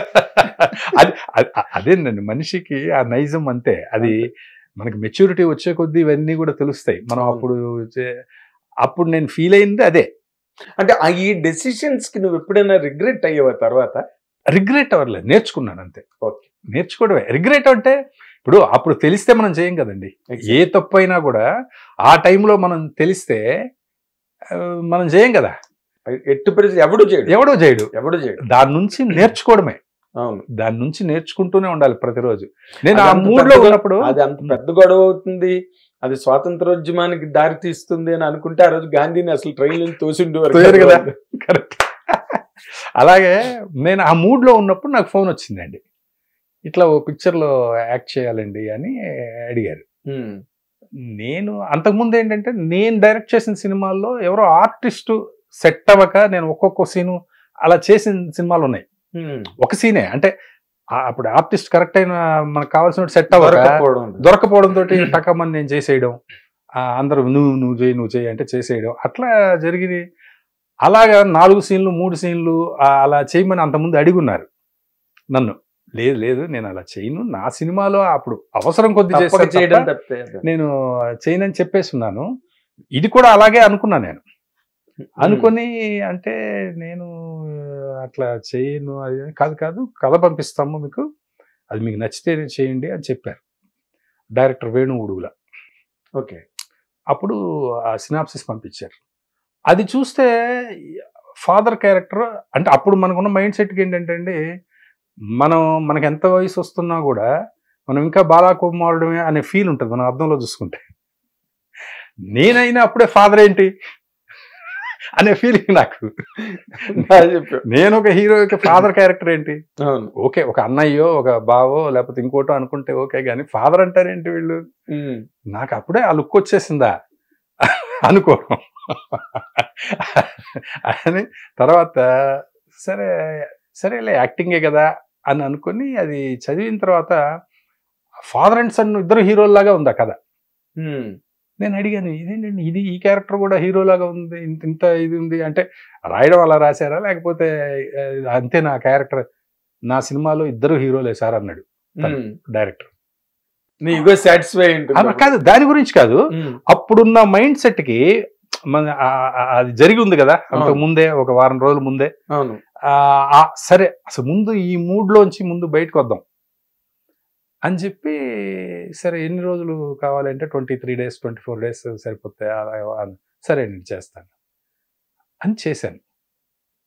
ఆ సినిమా జరుగుతున్నప్పుడు దాని తర్వాత కూడా నేను డైరెక్షన్ చేయాలని దీనిలోనే ఉన్నాను, అదే ఉన్నాను. ఆల్రెడీ వేరే ప్రొడ్యూసర్స్ ఫాలోఅప్ లో ఉన్నాము, జరుగుతున్నాయి అన్ని. ఈ సినిమా రిలీజ్ అయ్యింది. ఈ సినిమా రిలీజ్ అయ్యి అసలు అది ఊహించినంత పేరు వచ్చిందండి. రివ్యూలు అన్నీ కూడా చాలా బాగా రాశారు నా గురించి, సినిమా బాగుంది, నా గురించి బాగా రాశారు. అసలు ఇండస్ట్రీ నుంచి పెద్దవాళ్ళు కూడా అందరూ ఫోన్లు చేసి అభినందించడం మొదలుపెట్టారు. నేను షాక్ అండి, ఇదేంటి అంత ఉందా అసలు అని. మా గురువు గారు అయితే కోటి రామకృష్ణ గారు ఫోన్ చేసి 45 minutes మాట్లాడారండి. 45 minutes భారతరత్న వచ్చినట్టే ఉంటుంది అసలు. ఇంకా నాకు అంతకంటే ఇంకా అని ఆయన ప్రతి సీను విశ్లేషిస్తూ, ఆయన ముందు ప్రివ్యూ షో వేసిన రోజు ఆయన్ని పిలిచామండి. ఆ రోజు ఏదో ఆయన రాలేకపోయారు, రాలేకపోతున్నానని ఫోన్ చేసి చెప్పారు నాకు. దాని తర్వాత చూశారు, నేను చూస్తాను సినిమా ఖచ్చితంగా, చూసి నీకు కాల్ చేస్తానన్నారు. అలాగే చూసి కాల్ చేశారండి. కాల్ చేసి, నేను నా అనుభవంతో చెప్తున్నాను, నీది నాది ఒకే కథ, నీది నాది ఒకే, నా అనుభవంతో చెప్తున్నాను, నువ్వు చాలా గుడ్ యాక్టర్, నీకు ఇంకా ఫ్యూచర్లో ఇంకా మంచి ఇది ఉంటుంది, నీ గురించి క్యారెక్టర్లు రాసే రోజు వస్తుంది, నేను చెప్తున్నాను అన్నారు. నాకు అది అసలు ఏం అర్థం కాలే, ఇదేంటి మనం డైరెక్షన్ దీనిలో ఏదో ఒకటి చేసాము సరదాగా, ఇదేంటి అని అనుకున్నా నేను. ఇంకా తర్వాత అందరూ చాలా పెద్ద వాళ్ళందరూ చెప్పడం, రైటర్ సత్యానంద్ గారు, రేలంగి నరసింహారావు గారు, ముత్యాల సుబ్బయ్య గారు లాంటి పెద్ద పెద్ద వాళ్ళందరూ నువ్వు చెయ్యి అంటున్నారు. నేనేమో ఇప్పుడు యాక్టింగ్ స్టార్ట్ చేస్తే ఇది మొదలు పెడితే డైరెక్షన్ అంతా పక్కకి వెళ్ళిపోతుంది, అసలు డైరెక్షనే మారిపోతుంది. అసలు మనం చెయ్యాలనుకున్న కైండ్ ఆఫ్ సినిమానే ఇంతవరకు చేయలేదు, అసలు మనం ఎలాగా అనుకున్నాము, అసలు దాని మీద ఎంత ఇది అనుకున్నాము, అందులో 10% కూడా అచీవ్ చేయలేదు డైరెక్టర్గా, ఏంటి అని అనుకున్నాను. అనుకుని అందరు చెప్తున్నా కూడా, అంత పేరు వచ్చినా కూడా వేషాలు వస్తుంటే లేదులేండి నేను ఇప్పుడు చేయట్లేదు, మళ్ళీ డైరెక్షన్ చేయాలండి నేను అనే చెప్తూ వచ్చా. ఆ తర్వాత ఒకసారి మా గురుగారే చెప్పాడండి, ఎందుకు నువ్వు వద్దంటున్నావు అంట వచ్చిన అంటే, లేదు సార్ నాకు ఇంకా డైరెక్షన్ మీదే నాకు ఇది ఉంది సార్. అంటే డైవర్ట్ అయిపోతే అంటే అప్పుడు నాకు ప్రొడ్యూసర్స్ ఉన్నారు వేరే వాళ్ళు, సినిమా కూడా చెయ్యాలనే దీనిలో ఉన్నాము, మళ్ళీ ప్రొడ్యూసర్స్ ఏంటి వీడేంటి ఇక్కడ వచ్చి ఇది అంటాడు మళ్ళీ షూటింగ్కి వెళ్ళిపోతున్నాడు అని అనుకుంటారు కదా, అనుకుంటారు కదా అని ఇది అంటే ఆయన చెప్పారు, సినిమా ఇండస్ట్రీలో ఏది సక్సెస్ఫుల్గా వస్తాయో అది పట్టుకోవాలి, నీ మెంటాలిటీ నాకు తెలుసు, మిస్టర్ పెళ్లి కొడుకు అనే సినిమా ముందు 5 తిరుగుతున్నారు సినిమా చేయమని అని నువ్వే చెప్పావు, తర్వాత ఒక్కళ్ళు లేరని నువ్వే చెప్పావు, పోనీ నువ్వేమో ఆ సెట్ చేసుకునే మెంటాలిటీ కాదు నీది, లేదు నీకు ఆ మెంటాలిటీ, నువ్వు దాన్ని చెప్పి ఎంగేజ్ చేసి నువ్వు చేసే మెంటాలిటీ మూడ్ లో పెట్టి అవన్నీ నీ వల్ల అసలు అవో. ఆయన అన్నారు నీది ఆ మెంటాలిటీ కాదు, ఇప్పుడు నీకు నేను చెప్తున్నాను, నువ్వు గుడ్ యాక్టర్, నువ్వు కాకపోతే నేను చెప్పను కదా నీకు, నువ్వు నీకు ఇచ్చిన పాత్రకు నువ్వు గ్యారెంటీకి నువ్వు న్యాయం చేస్తావు, అది నేను గమనించాను, నీకు ప్రతి సీన్లో గమనించాను, నీకు క్లైమాక్స్లో డైలాగ్ లేకుండా నువ్వు ఆ ఎక్స్ప్రెషన్ తోటి నువ్వు నిలబెట్టావు, అది అందరి వల్ల సాధ్యం కాదు. అంటే డైరెక్టర్ కాబట్టి నువ్వు నీకు హెల్ప్ అయింది, అది అయింది అంటే how to project your self, నువ్వు ఆర్టిస్ట్ దగ్గర నుంచి ఏం కోరుకుంటావు అంటే అది నువ్వై చేసావు అంతే. ఇప్పుడు ఒక్కొక్క డైరెక్టర్కి ఒక్కొక్క మీటర్ ఉంటుందండి, ఆ డైరెక్టర్ని బట్టి డైరెక్టర్ చెప్పేటప్పుడే మనకు అర్థమైపోతుంది తనకి ఏం కావాలి, అంటే ఎంత మోతాదులో కావాలి అనేది. ఫస్ట్ యాక్టింగ్ అందరూ యాక్ట్ చేస్తారండి, కానీ ఒక్కొక్క డైరెక్టర్కి ఒక్కొక్క మీటర్ ఉంటుందండి. అంటే కొంతమంది ఒక సీన్ని కొంచెం ఎక్కువ డ్రామా చేస్తారు, కొంతమంది న్యాచురల్గా ఉండేలా చేస్తారు, కొంతమంది డైలాగు విరుపులతోటి బాగా మాడ్యులేట్ చేసి చెప్పిస్తారు. వాళ్ళకి ఏం కావాలి అనేది పట్టుకోవడానికి వాళ్ళ మీటర్ బట్టి ఉంటుంది అంతే. అది పట్టుకోవడం అనేది నాకు ఈజీ అయిపోయిందండి, ఎందుకంటే మాది కోటరామకృష్ణ గారి దగ్గర అదే ఒక పెద్ద స్కూల్ కదండి. ఎగ్జాక్ట్లీ, అంటే మీకు అక్కడ ఆర్టిస్టులు ప్రతి సినిమాలో కొత్త వాళ్ళు ఉంటారు, మాదంతా వాళ్ళకి నేర్పడంతో సరిపోయేది. అవును, ఈ డైరెక్టర్ ఏమనుకుంటున్నాడు అన్నది అవన్నీ వాళ్ళకి నేర్పడం వాళ్ళు డైరెక్టర్ చెప్తున్నది తన ఆ సీన్ అన్ని మీరు ఎదురుగుండా ఉంటారు కదా షాట్ లో. అవును, అది డైరెక్టర్ గారు ఆయనే యాక్ట్ చేసి చూపిస్తారు కదండి, ప్రతి ఆర్టిస్ట్ కి మొత్తం అద్భుతంగా యాక్ట్ చేసి చూపిస్తారు. అవన్నీ చూసి అవన్నీ ఆ క్యారెక్టర్స్ అన్ని తర్వాత చిన్నప్పటి నుంచి సినిమా పిచ్చే కదండి. అదే మరి అదొక ఎడ్యుకేషన్. అదే అది మనలో ఎలా ఎవరికి ఉన్న ఇంట్రెస్ట్ వాళ్ళకి అది ఎక్కుతుంది. అవునండి, ఇప్పుడు బాలు గారికి చిన్నప్పటి నుంచి పాటలు ఇష్టం కాబట్టి ఆయన ఎక్కడ అన్ని చోట్ల. నాకు బాగా పుస్తకాలు చదవడం బాగా అలవాటు అండి, చిన్నప్పటి నుంచి బాగా ఎక్కువ ఇష్టం, బుక్ లవర్. అవును, కాబట్టి ఆటోమేటిక్ గా ఇప్పుడు డైరెక్టర్ మీటర్ ఏంటి, తన క్యారెక్టర్ ఏంటి అనేది అర్థమైపోతుంది. అది చేయడం నాకు ఈజీయే. ఏదన్నా ఇప్పుడు ఫిజికల్ ఇది తప్పితే మిగతాదంతా పెద్ద విషయమే లేదు. అటు ఓవర్ యాక్టింగ్ చేయమన్నా చేయగలుగుతాను, ఇప్పుడు మామూలు అండర్ ప్లే చేయమన్నా చేయగలుగుతాము. అది వాళ్ళకేం కావాలి, అదే ఇందాక నువ్వు అన్నట్టు వాళ్ళ మీటర్ బట్టి అంతేనండి. తర్వాత నీకు బాగా ఆఫర్స్ గట్ట బాగా వచ్చినాయండి. అంటే నేను రావనుకున్నా, ఎందుకంటే అందరికీ అలా చెప్పేశాం కదా, నేను చేయను అని చెప్పేశాం కదా.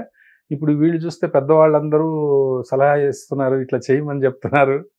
ఆయన మా గురుగారు కూడా చెప్పారు, నీకు 70-80 ఏళ్ల వయసు వచ్చినా అప్డేట్ అవుతూ ఉంటే 70-80 ఏళ్ళకు కూడా నువ్వు డైరెక్షన్ చేయొచ్చు, నువ్వు మంచి యూత్ఫుల్ సినిమా కూడా తీయచ్చు. అప్డేట్ అవుతూ కపూర్ ఎప్పుడు చేశాడు, బాలచంద్ర గారు కానీ, యాష్ చోప్రా గారు కానీ, పొదుపు అర్థంగా ఎంత బాగుంటుంది. బాలచంద్ర గారు ఏజ్ లో చేశారు. అవును, అది చేయొచ్చు. బట్ ఇప్పుడు వచ్చే క్యారెక్టర్స్ నీకు తర్వాత రావు కదా, ఇప్పుడు నువ్వు వెళ్ళి అడగట్లేదు కదా ఎవరిని, నీకు వస్తున్నాయి, వచ్చినప్పుడు చేయడానికి ఏంటి, చెయ్యి అని చెప్పారు. అప్పుడు తర్వాత నాకు రావేమో, ఇంకా ఇంతమందికి చెప్పేశాం కదా అనుకున్నాను. కానీ ఒక 2-3 రోజుల్లోనే ఇంకొకళ్ళు అడిగారు, ఇంకా అలా చేయటం మొదలు పెట్టానండి. అలా చేయడం అలాగా వెళ్ళిపోతా ఉందండి. అలా ఇంకిక్కడ ఇది ఆపుదాం అనుకుంటూనే 62 సినిమాలు చేశాను. 62 సినిమాలు అంటే ఒక 45 సినిమాల దాకా రిలీజ్ అయినాయి. అంటే చెప్తున్నాను అది మన ప్రమేయం లేకుండానే వెళ్ళిపోతుంది. అదే నీకు ఇటు రాసి పెట్టుంది అంతే, అంతకన్నా చెప్పడానికి ఏం లేదు దీంట్లో. అయితే నేను ఎంజాయ్ చేస్తున్నాను, యాక్టింగ్ కూడా బ్రహ్మాండంగా ఎంజాయ్ చేస్తున్నా. ఇంకొకటి ఇందులో నాకు ప్లస్ ఏంటంటే అండి, నేను మా గురువుగారి దగ్గర తప్ప పనిచేసింది ఏం లేదు కదా. కోడి రామకృష్ణ గారి దగ్గర పనిచేశాను. దాని తర్వాత కోడి రామకృష్ణ గారి అసిస్టెంట్ మాకు సీనియర్ ప్రతాప్ గారు నువ్వు వస్తావని అనే ఒక పిక్చర్కి కూడా ఆయన కోసం చేశాను. ఒక్క సినిమానే బయట సురేష్ కృష్ణ గారి దగ్గర ఆహా అని ఒక పిక్చర్ చేశాను అంతే. ఇంకా నాకు వేరే డైరెక్టర్లు వాళ్ళ స్టైల్స్ ఏం తెలియదు కదా, తెలియదు. అంటే ఏదైనా సినిమా చూసి నేర్చుకోవడమే. బట్ ఇప్పుడు అందరు కొత్త డైరెక్టర్లతో ఎక్కువ చేస్తారు, ఎక్కువ నాకు వాళ్ళే అవకాశాలు, వర్క్ అంతా కూడా వాళ్ళే ఎక్కువ నాకు అవకాశాలు ఇస్తున్నారండి కొత్త దర్శకులు. అవును, వాళ్ళ పనితీరు అన్ని అబ్జర్వ్ చేసే ఒక మంచి అవకాశం, ఎక్స్పీరియన్స్ కదా. అంటే ఇప్పుడు వాళ్ళు కథ చెప్పేటప్పుడు కానీ వాళ్ళు ఎలా ఆలోచిస్తున్నారు, వాళ్ళు ఎట్లా స్క్రీన్ ప్లే ఎలా చేశారు, ఇలా వాళ్ళంతా న్యూ స్కూలింగ్ కదా, న్యూ ప్లాటింగ్, న్యూ ప్లేన్స్. ఇప్పుడు నేను వాళ్ళందరి దగ్గర నేను అసిస్టెంట్ డైరెక్టర్ లాగే ఫీల్ అవుతాను. మంచి స్టేట్మెంట్. అందరి దగ్గర అంటే నేర్చుకోవడానికి ఎంత ఉంటుందండి. అవును, అంటే స్కూల్ వేరు, వాళ్ళ స్కూల్ వేరు, అన్ని డైరెక్ట్ అసిస్టెంట్ డైరెక్టర్ గా ఒక డైరెక్టర్ దగ్గరే మనం పనిచేస్తాం. కానీ యాక్టర్ గా ఎంతమంది డైరెక్టర్ల దగ్గర పనిచేస్తున్నాం. వాళ్ళు ఒక్కొక్క డైరెక్టర్ ఒక్కొక్క స్టైల్ ఉంటుంది, వాళ్ళ స్కూల్ వేరు, వాళ్ళ స్కూల్ వేరే ఉంటది. ఇప్పుడు నువ్వు మళ్ళీ డైరెక్షన్ వస్తే చేయడానికి సిద్ధంగా 100% అండి. చేయడానికి అవకాశాలు ఏమైనా ఉన్నాయి అలాగా? 100% చేస్తానండి. అది ఈ రోజు కాదు, రేపు కాదు, ఎల్లుండి కాదు, ఎప్పుడైనా సరే నేను మళ్ళీ డైరెక్టర్ గా వస్తావు. హిట్ సినిమా డైరెక్టర్ అవ్వాలంతే. హిట్ సినిమా మళ్ళీ సినిమా డైరెక్టర్ అంతే. అదే మా హిట్ టీవీలో కూర్చొని అవును హిట్ టీవీలో కూర్చొని చెప్తున్నాను. నాకు ఇష్టం సార్ బాగా. అంటే నాకు దాని మీద అసలు ఏమాత్రం ఒక 10% కూడా కోరిక తీరలేదు. అంతే 10% కూడా. అంటే నేను సాధించింది కూడా ఏం లేదు కదా సార్. అది ఇప్పుడు ఏదన్నా మనం అచీవ్ చేసి ఉంటే అదే మనం ఏమీ అచీవ్ చేయలేదు డైరెక్టర్ గా. ఏదేగా డైరెక్టర్ గా అయినా యాక్టర్ గా అయినా చెప్తే ఆర్టిస్ట్ గా అయితే బిజీగా ఉన్న నిన్ను అందరూ కోరుకుంటున్నారు కదా. అది ఉంది అండి. అంటే అదొక తీరని దాహం లాంటిదేనండి ఇది. అది ఎంత చేసినా ఏది ఇంకేదన్నా వస్తే ఇదే ఉంటది. అవును, కరెక్ట్. అది మొన్న ఈ మధ్య ఒక పిక్చర్ నాకు చాలా మంచి పేరు వచ్చిందండి, మన భూతద్దం భాస్కర్ నారాయణ. అది నాకు చాలా మంచి పేరు వచ్చింది. అసలు ఎన్ని ఫోన్లో ఇంకా వస్తూనే ఉన్నాయి, ఓటీటీలో ఉంది, ఆహాలో. అది మరి నువ్వు అలా అయితే నువ్వు ఇంకా ఆర్టిస్ట్ గా, నువ్వు డైరెక్టర్ గా మెగాఫోన్ పట్టుకోవడం కష్టమే. అమ్మో, అట్లా ఏం లేదండి. అంతేనే. అవును, నాకు ఇంకోటి ఇప్పుడు సడన్ గా గుర్తొచ్చింది. ఇప్పుడు నువ్వు very silent person, calm going soft person. ఈ మధ్య ఫేస్బుక్ లో తోటపల్లి మధు గారి మీద ఆయన బాణం సంధించి ఒక స్టోరీ రాసావు. అది పెద్ద వైరల్ అయింది. ఆయన అంతకుముందు కోడి రామకృష్ణ గారి గురించి ఏదో కొంచెం. అవునండి, అవును. అంటే నేను యాక్చువల్ గా అస్సలు కాంట్రవర్సీకి వెళ్ళనండి. అసలు కాంట్రవర్సీ అనేది కాంట్రవర్సీ ఉన్న ఊళ్ళోనే ఉండవు. అంటే వెళ్ళనండి నేను అసలు, దాని జోలికి వెళ్ళను అసలు. అలాంటి వీడియోస్ కూడా చూడండి. నేను ఇప్పుడు ఒక్కసారి చూశాను అనుకోండి, ఇందులో వీళ్ళు ఈ కాంట్రవర్సీ కోసం ఇలా మాట్లాడుతున్నారు అని ఒకసారి చూస్తే మళ్ళీ ఇక వాళ్ళు మాట్లాడేది ఏ వీడియో కూడా నేను చూడను అసలు. ఎందుకంటే టైం వేస్ట్ అండి. అది మనకి ఏ రకంగానూ ఉపయోగపడదు. అందులో మనకి ఏ జ్ఞానం రాదు, లేకపోతే అది ఇక ఏ పని లేకుండా ఎంటర్టైన్మెంట్ కోసం చూసేవాళ్ళు చూడొచ్చు. కానీ నాకు అసలు అది ఇష్టం ఉండదండి. ఆ టైంలో మంచి పుస్తకం చదువుకోవచ్చు, మంచి సినిమా చూడొచ్చు, ఇవన్నీ ఎందుకు, పాట వినొచ్చు, మంచి పాట. ఎంత మ్యూజిక్ ఉంది సార్ ప్రపంచంలో అసలు. అంత మీరు సింగర్ కాబట్టి నేను చిన్నప్పుడు వైలన్ నేర్చుకోవడానికి ప్రయత్నం చేశానండి ఒక 1 year. కానీ తర్వాత నేను నేర్చుకోలేదు. కానీ నాకు మ్యూజిక్ అంటే చాలా ఇష్టం. నాకు తెలుసు, నాకు బాగా అసలు. అప్పుడు మనం చూడు, మాపల్లిలో గోపాలుడి గురించి, పాటల గురించి ఒక రోజు పెద్ద సెషన్ జరిగింది కోడి రామకృష్ణ గారి పుట్టినరోజు. అవును, రాణి రాణమ్మ. అసలు అంటే అంత ఇష్టం ఉందండి. అంత ఉంది, అంత సాహిత్యం ఉంది, అన్ని మంచి సినిమాలు ఉన్నాయి, అంత మంచి మ్యూజిక్ ఉంది. అదే దానికి ఇది ఎందుకు. కాకపోతే ఏంటంటే సార్, ఇప్పుడు నాకు వేరే ఎవరో చెప్పారండి, ఈయన ఇట్లా మాట్లాడారు, మీ గురువు గారి గురించి కూడా చాలా బ్యాడ్ గా మాట్లాడారు, అది ఇది అని చెప్పారు. సరే ఆయన నేచర్ నాకు తెలుసండి, ఎందుకంటే ఆయనతో మేము పనిచేస్తున్నాంగా అప్పుడు. ఆయన సినిమాలు అప్పుడే పనిచేసాము, తర్వాత ఈ మధ్య కూడా 3-4 సినిమాల్లో యాక్ట్ చేశాను ఆయనతో కలిసి. ఇప్పుడు ఆయన మీద నాకు ఎటువంటి ద్వేషం లేదండి, అసలు ఏ విధమైన ద్వేషం నాకు అసలు లేదు. మరి అయితే ఇప్పుడు నాకు ఎప్పుడైతే తెలిసిందో నేను చూశానండి. ఆ చూడడంలో అది ఎక్కడో ఉంది, ఏది గురువు గారి గురించి మాట్లాడింది ఆ ఫుల్ ఇంటర్వ్యూలో, మొత్తం వరుసగా చూసుకుంటూ వచ్చి అదంతా చూసినప్పుడు నాకు అనిపించిందండి, ఇట్లా సినిమా ఇండస్ట్రీలో ఉండి సినిమా ఇండస్ట్రీ గురించి ఇంత బ్యాడ్గా మాట్లాడుతుంటే కనీసం ఎవరు స్పందించట్లేదు, ఎవరు అనిపించింది. సహజంగానే మా గురువు గారిని అంటే నాకు కోపం వస్తుంది కదండి, 100%. అది నాకు వచ్చింది. ఇప్పుడు ఇండస్ట్రీ అంతా డ్రగ్ కల్చర్ అయిపోయింది, డ్రగ్స్, డాక్టర్ల ఇంజెక్షన్స్ ఇస్తారు, ఇలా మాట్లాడారు ఆయన. ఇప్పుడు మనం ఇండస్ట్రీలో అన్నం తింటున్నాం కదండి, ఇండస్ట్రీలో నిజంగా ఉందా అలాగా? అలా ఉంటే అసలు ఇండస్ట్రీలో ఇంత వస్తుందంటే అసలు ఒక యాక్టర్ కానీ ఒక హీరో కానీ ఎవరైనా ఒక సక్సెస్ఫుల్గా ఉండాలి, చెయ్యాలి అంటే వాళ్ళు ఎన్ని గంటలకు నిద్ర లేవాలండి? ఒక హీరో ఎక్సర్సైజ్ చేస్తారు, ఎంత ఎక్సర్సైజ్ చేస్తారు, ఇంత డిసిప్లిన్డ్ గా ఉండే ఇండస్ట్రీ ఇంకా చూస్తాం కదా, వాళ్ళ ఫుడ్ హ్యాబిట్స్ ఇంత తింటారు పాపం. అసలు ఇంత తింటారండి, కడుపు నిండా తినరు, రోజు ఉదయం గంట సేపు ఎక్సర్సైజ్ చేస్తారు, మళ్ళీ టైం అంటే టైంకి 7 o'clock వస్తారు. ఒక వ్యక్తి 7 o'clock వచ్చి రోజంతా పని చేయాలి అంటే వాళ్ళు ఎన్ని గంటలకు నిద్ర లేవాలండి? 4-4:30కి నిద్ర లేవాలండి. మనమైనా అంతే, షూటింగ్ అంటే 4:30కి నిద్రలేస్తాం కదా, ఖచ్చితంగా లేవాలి. ఇప్పుడు ఇలాంటి బ్యాడ్ హ్యాబిట్స్ ఉంటే వాళ్ళు అసలు అంత వర్క్ చేయగలుగుతారా? అసలు లేవగలుగుతారా?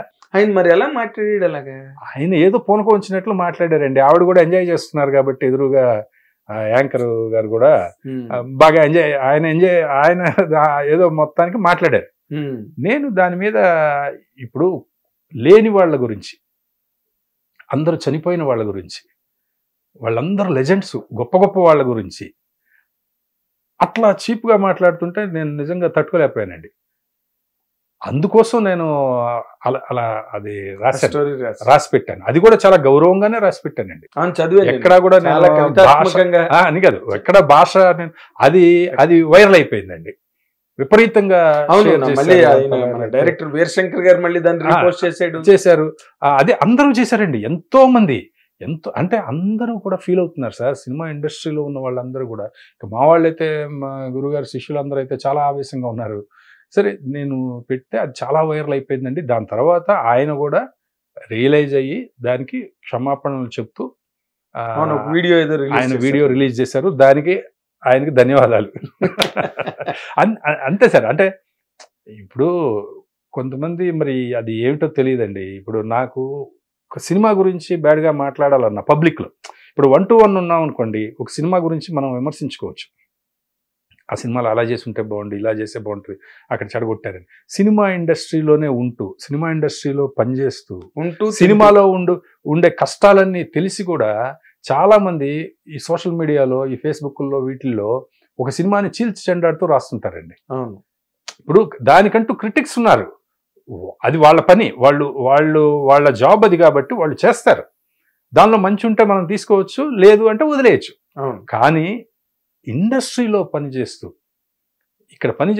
ఒక సినిమా తీయడానికి ఎంత కష్టం ఉంటుంది, ఎంతమంది కష్టం ఉంటుంది, ఒక ప్రొడ్యూసర్కు ఉండే స్ట్రగుల్స్, ఇవన్నీ చూస్తూ కూడా ఒక సినిమా రిలీజ్ అవ్వగానే మార్నింగ్ షో సినిమాల్లో పనిచేసి సినిమాల్లో అభివృద్ధిలోకి రావాలనుకున్న వాళ్ళు అలా చండాలంగా రాయడాన్ని మాత్రం నాకు చాలా బాధ అనిపిస్తుంది. అదే అలాంటి మాటలు మాట్లాడడం సినిమా గురించి కూడా శ్రీదేవి గారు ఎలాగ చచ్చిపోయింది ఇంకా ఆయన ఇంకా ఒకటి కాదులేండి, ఆయన చాలా చెప్పారు. ఆయన చూస్తున్నట్లే చెప్పారు, అక్కడ ఉన్నట్లే చెప్పారు. ప్రతి ఇన్సిడెంట్ కూడా ఆయన అక్కడ ఉన్నట్లే చెప్పారు. అదే నిన్న కూడా వైవిఎస్ చౌదరి కూడా దాని గురించి మాట్లాడారండి. అదే మేము థియేటర్ దగ్గర కలిసాము, సినిమా రిలీజ్ ఉన్నాడు, ఆయన కూడా చాలా ఫీల్ అవుతూ మాట్లాడారు. అందరూ ఎవరైనా ఫీల్ అవుతారు కదండి. అదే శ్రీదేవి గురించి బోని కపూర్ కనుక తెలిస్తే ఎలా ఉంటుంది? కాదండి, ఇప్పుడు ఎంజిఆర్ గారు 3 కోట్లు అదేదో ఇందులో స్విస్ బ్యాంకులో దాచిపెట్టి ఆ స్లిప్ ఏదో ఆయన టోపీలో పెట్టుకుంటే జయలలిత గారు అది తీసి శోభన్ బాబు గారికి ఇస్తే ఆయన సైట్లు కొన్నారు ఏదో చెప్పారు. ఆయన ఉన్నట్టే చెప్పారు. అసలు ఎందుకు అంటున్నానండి అవన్నీ ఇప్పుడు దానివల్ల ఎవరికి ఉపయోగం? అవన్నీ ప్రజలు కూడా నమ్ముతారా? అదే అసలు నమ్మరండి. ఎంటర్టైన్మెంట్ కోసం చూస్తారు సార్, అలాంటివన్నీ చూస్తారు. మీరు కింద కామెంట్స్ చూడండి, బండ బూతులు తిడితే నువ్వు ఉన్నావా అక్కడ, నువ్వు చూసావా అనే పెడుతున్నారు అందరు. దానివల్ల నేను అనేది అలా చెప్పే వాళ్ళకి కూడా ఏం ఉపయోగం ఉండదు సార్. చెప్పే వాళ్ళకి ఇంకా నష్టం జరుగుతుంది తప్ప. అవును, ఇప్పుడు అంతా దాదాపుగా ఇండస్ట్రీ అంతా ఆయన విపరీతంగా అన్పాపులర్ అయ్యాడు కదా, తిడుతున్నారు. ఆయన దాదాపు ఒక 100 సినిమాలు రాసి ఉంటాడు. అయ్యో రాశారు కదండి. అదే ఇప్పుడు నేను నటుడు మళ్ళీ ఇప్పుడు ఎన్ని సినిమాలు యాక్ట్ చేస్తున్నారు ఆయన. ఇప్పుడు మేము ఆయనతో వర్క్ చేసాము, నాకేం పర్సనల్ ద్వేషం లేదండి. ఇప్పుడు మా గురుగారిని ఏదో మాట్లాడాడండి, తప్పుగా మాట్లాడారు. ఇప్పుడు మేము మాట్లాడలేదనుకోండి, అది నిజమే అయిపోతుంది కదా. అది అలాగా ఇప్పుడు ఎవరో ఒకళ్ళు ఖండించాలి కదా సార్, కదా. ఆయన లేరు కానీ మేము ఉన్నాం కదా. కరెక్ట్. మేము అందుకోసం తప్పితే అసలు కాంట్రవర్సీ గురువు గారు ఒక్కరి గురించే కాదు కదా, ఆయన శ్రీదేవి గారి గురించి, జయసుధ్ గారి గురించి, మురళీమోహన్ గారి గురించి. ఏంటి సార్ మురళీమోహన్ గారు, ఇప్పుడు మేము పనిచేసామండి ఆ కంపెనీలో, పెళ్ళాం చెప్తే వినాలని ఒక పిక్చర్ జైబేరిలో. ఎంత గొప్ప కంపెనీయో తెలుసండి అది. అయ్యో, 1వ తారీఖు వచ్చిందంటే డబ్బు తీసుకోమని వెంటబడతారు సార్. ఎన్ని పైగా అది ప్రొఫెషనల్ గా మీ అఫీషియల్ గా వాళ్ళు చేసేది. బట్ వాళ్ళు తీసిన సినిమాలు కూడా అన్ని చాలా డిగ్నిటీతో మంచి సినిమాలు తీశారు. వెరీ డిగ్నిఫైడ్ ఫిల్మ్స్ అతడి వరకు కూడా చేసింది సార్. ఆయన ఎప్పుడు కూడా డబ్బుల కోసం ఏ రోజున సినిమాలు చేయలేదు. అసలు ఎంత మంచి సినిమాలు తీశారు. Some values, some commitment towards the society, media. Muralimohan గారు చాలా కాదు సార్, ఆయన గౌరవప్రదమైన వ్యక్తి కాదు సార్. ఆయన ఏమన్నా చిన్న వ్యక్తే సార్. ఆయనకు నంది అవార్డు వచ్చింది సార్. ఓతండ్రి తీర్పు ఒకసారి వేసి ఈయన ఏదో మాట్లాడేశారు కానీ ఓతండ్రి తీర్పు ఒకసారి వేసుకుని చూడమని చెప్పండి. ఎక్సలెంట్ గా పెర్ఫార్మ్ చేస్తుంటారు. ఎందుకు ఇస్తారు సార్? ఆ టైంలో అందరూ అంత పెద్ద స్టార్స్ ఉంటే వాళ్ళందరూ కాదని మురళీమోహన్ గారికి నంది అవార్డు ఎందుకు ఇస్తారండి? ఎందుకు ఇస్తారు? కానీ అది చిన్న ఇదే లాబింగ్ కూడా చేసి మనిషి కాడు మురళీమోహన్ గారు. గ్రేట్ ఒరిజినల్ గా ఉంది కాబట్టి ఇచ్చారు వాటికి చాలా. బట్ అదే ఇప్పుడు ఏమైందంటే ఈ సోషల్ మీడియాలో ఇంటర్వ్యూ చేసిన వాళ్ళు అన్ని దానికి మేము అన్ని ఫాలో అయ్యాం మా కెరీర్ లో. అవునండి, అంటే వెర్నాక్యులర్ జర్నలిజం ఆర్గనైజేషన్స్ నుంచి వచ్చాం కాబట్టి ఆ డిసిప్లిన్, ఆ డిగ్నిటీ, ఏం మాట్లాడాలి ఏం మాట్లాడకూడదని మా సీనియర్స్. అసలు మీ జనరేషన్ అంతా మేము చూసాం కదండి. మేము అసిస్టెంట్ డైరెక్టర్లుగా వచ్చినప్పటి నుంచి మీ జనరేషన్ అంతా అసలు ఆ జర్నలిజం ఏంటి? ఎప్పుడైనా సరే వేరే ఫీల్డ్లో ఏదో తమిళ్లో ఉండేదండి కొంత, పిచ్చి పిచ్చిగా రాసేవి ఉండేవి అప్పట్లో. కానీ తెలుగులో ఎప్పుడూ లేదు కదా సార్. ఎంత ఆరోగ్యకరమైనటువంటి జర్నలిజం ఉండేది, సినిమా జర్నలిజం. ఎలాంటి వాళ్ళు అండి, మీరు పసుపులేటి రామారావు గారు, వీళ్ళు బిఏ రాజు గారు, వాళ్ళు ఇప్పుడు మిమ్మల్ని అందరినీ మేము చూసాం. ఇప్పుడు అనిపిస్తుంది ఏంటిది ఇట్లా ఏంటి అనిపిస్తుంది. అంటే నీకు అదే there is always a difference between a journalistic approach and a non journalistic approach.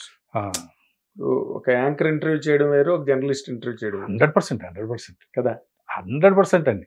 ఇప్పుడు కొన్ని సందర్భాల్లో యాంకర్స్ అసలు వాళ్ళకే నాలెడ్జ్ ఉండదండి. వాళ్ళ నాలెడ్జ్ లేని వాళ్ళని తీసుకొచ్చి అక్కడ పెట్టి పెద్ద వాళ్ళని ఇంటర్వ్యూ చేస్తుంటారు. ఇప్పుడు అవతల ఉన్న వాళ్ళు ఎవరు?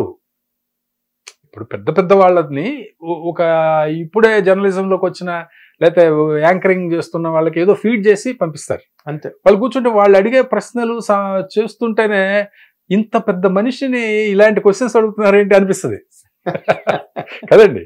ఇప్పుడు వాళ్ళు అవతల ఉన్నది ఎవరు, వాళ్ళు ఎంత సాధించారు లైఫ్లో, వాళ్ళు ఎంత గొప్పవాళ్ళు అనేది కూడా ఇక్కడ కూర్చున్న యాంకర్కి తెలియకపోతే ఎట్లా? ఇవాళ May 4th దర్శకరత్న దాసనారాయణ గారి జన్మదినోత్సవం సందర్భంగా అక్కడ కలిసేవాళ్ళం మనం అందరం. ఆయన ఇంట్లో కలిసేవాళ్ళం. ఇప్పుడు ఆ వాతావరణం లేదు కాబట్టి ఈ సందర్భంగా ఆయన తాలూకా మంచితనం, ఆయన గొప్పతనం, పక్కన మీ గురువు గారు కోడి రామకృష్ణ గారి తాలూకా ప్రతిభా పాఠవాలు, నీ ప్రయాణం, అందులో ఉండే సాధక బాధకాలు, ఎత్తుపల్లాలు, ఇవన్నీ కూడా మీడియాకి సంబంధించి నీ తాలూకా అభిప్రాయాలు, ఇవన్నీ కూడా చాలా మంచి ఇంటర్వ్యూ ఇచ్చావు Devi. Thank you very much. We wish you hit TV ప్రత్యేకంగా నిన్ను ఒక దర్శకుడిగా కానీ ఒక నటుడిగా కానీ నీ ప్రయాణం చాలా విజయవంతంగా ముందుకు సాగాలని కోరుకుంటూ మా అభిమాన ప్రేక్షకుల తరఫున కూడా నీకు చాలా మంచి సహృదయపూర్వకమైన అభినందనలు తెలియజేస్తుంది. ఇది ఈ మంచి నటుడు, మంచి దర్శకుడు, బేసిక్గా మంచి వ్యక్తి మా దేవి తాలూకు ఇంటర్వ్యూ సెషన్లు చూసి ఎంజాయ్ చేయండి. Thank you very much.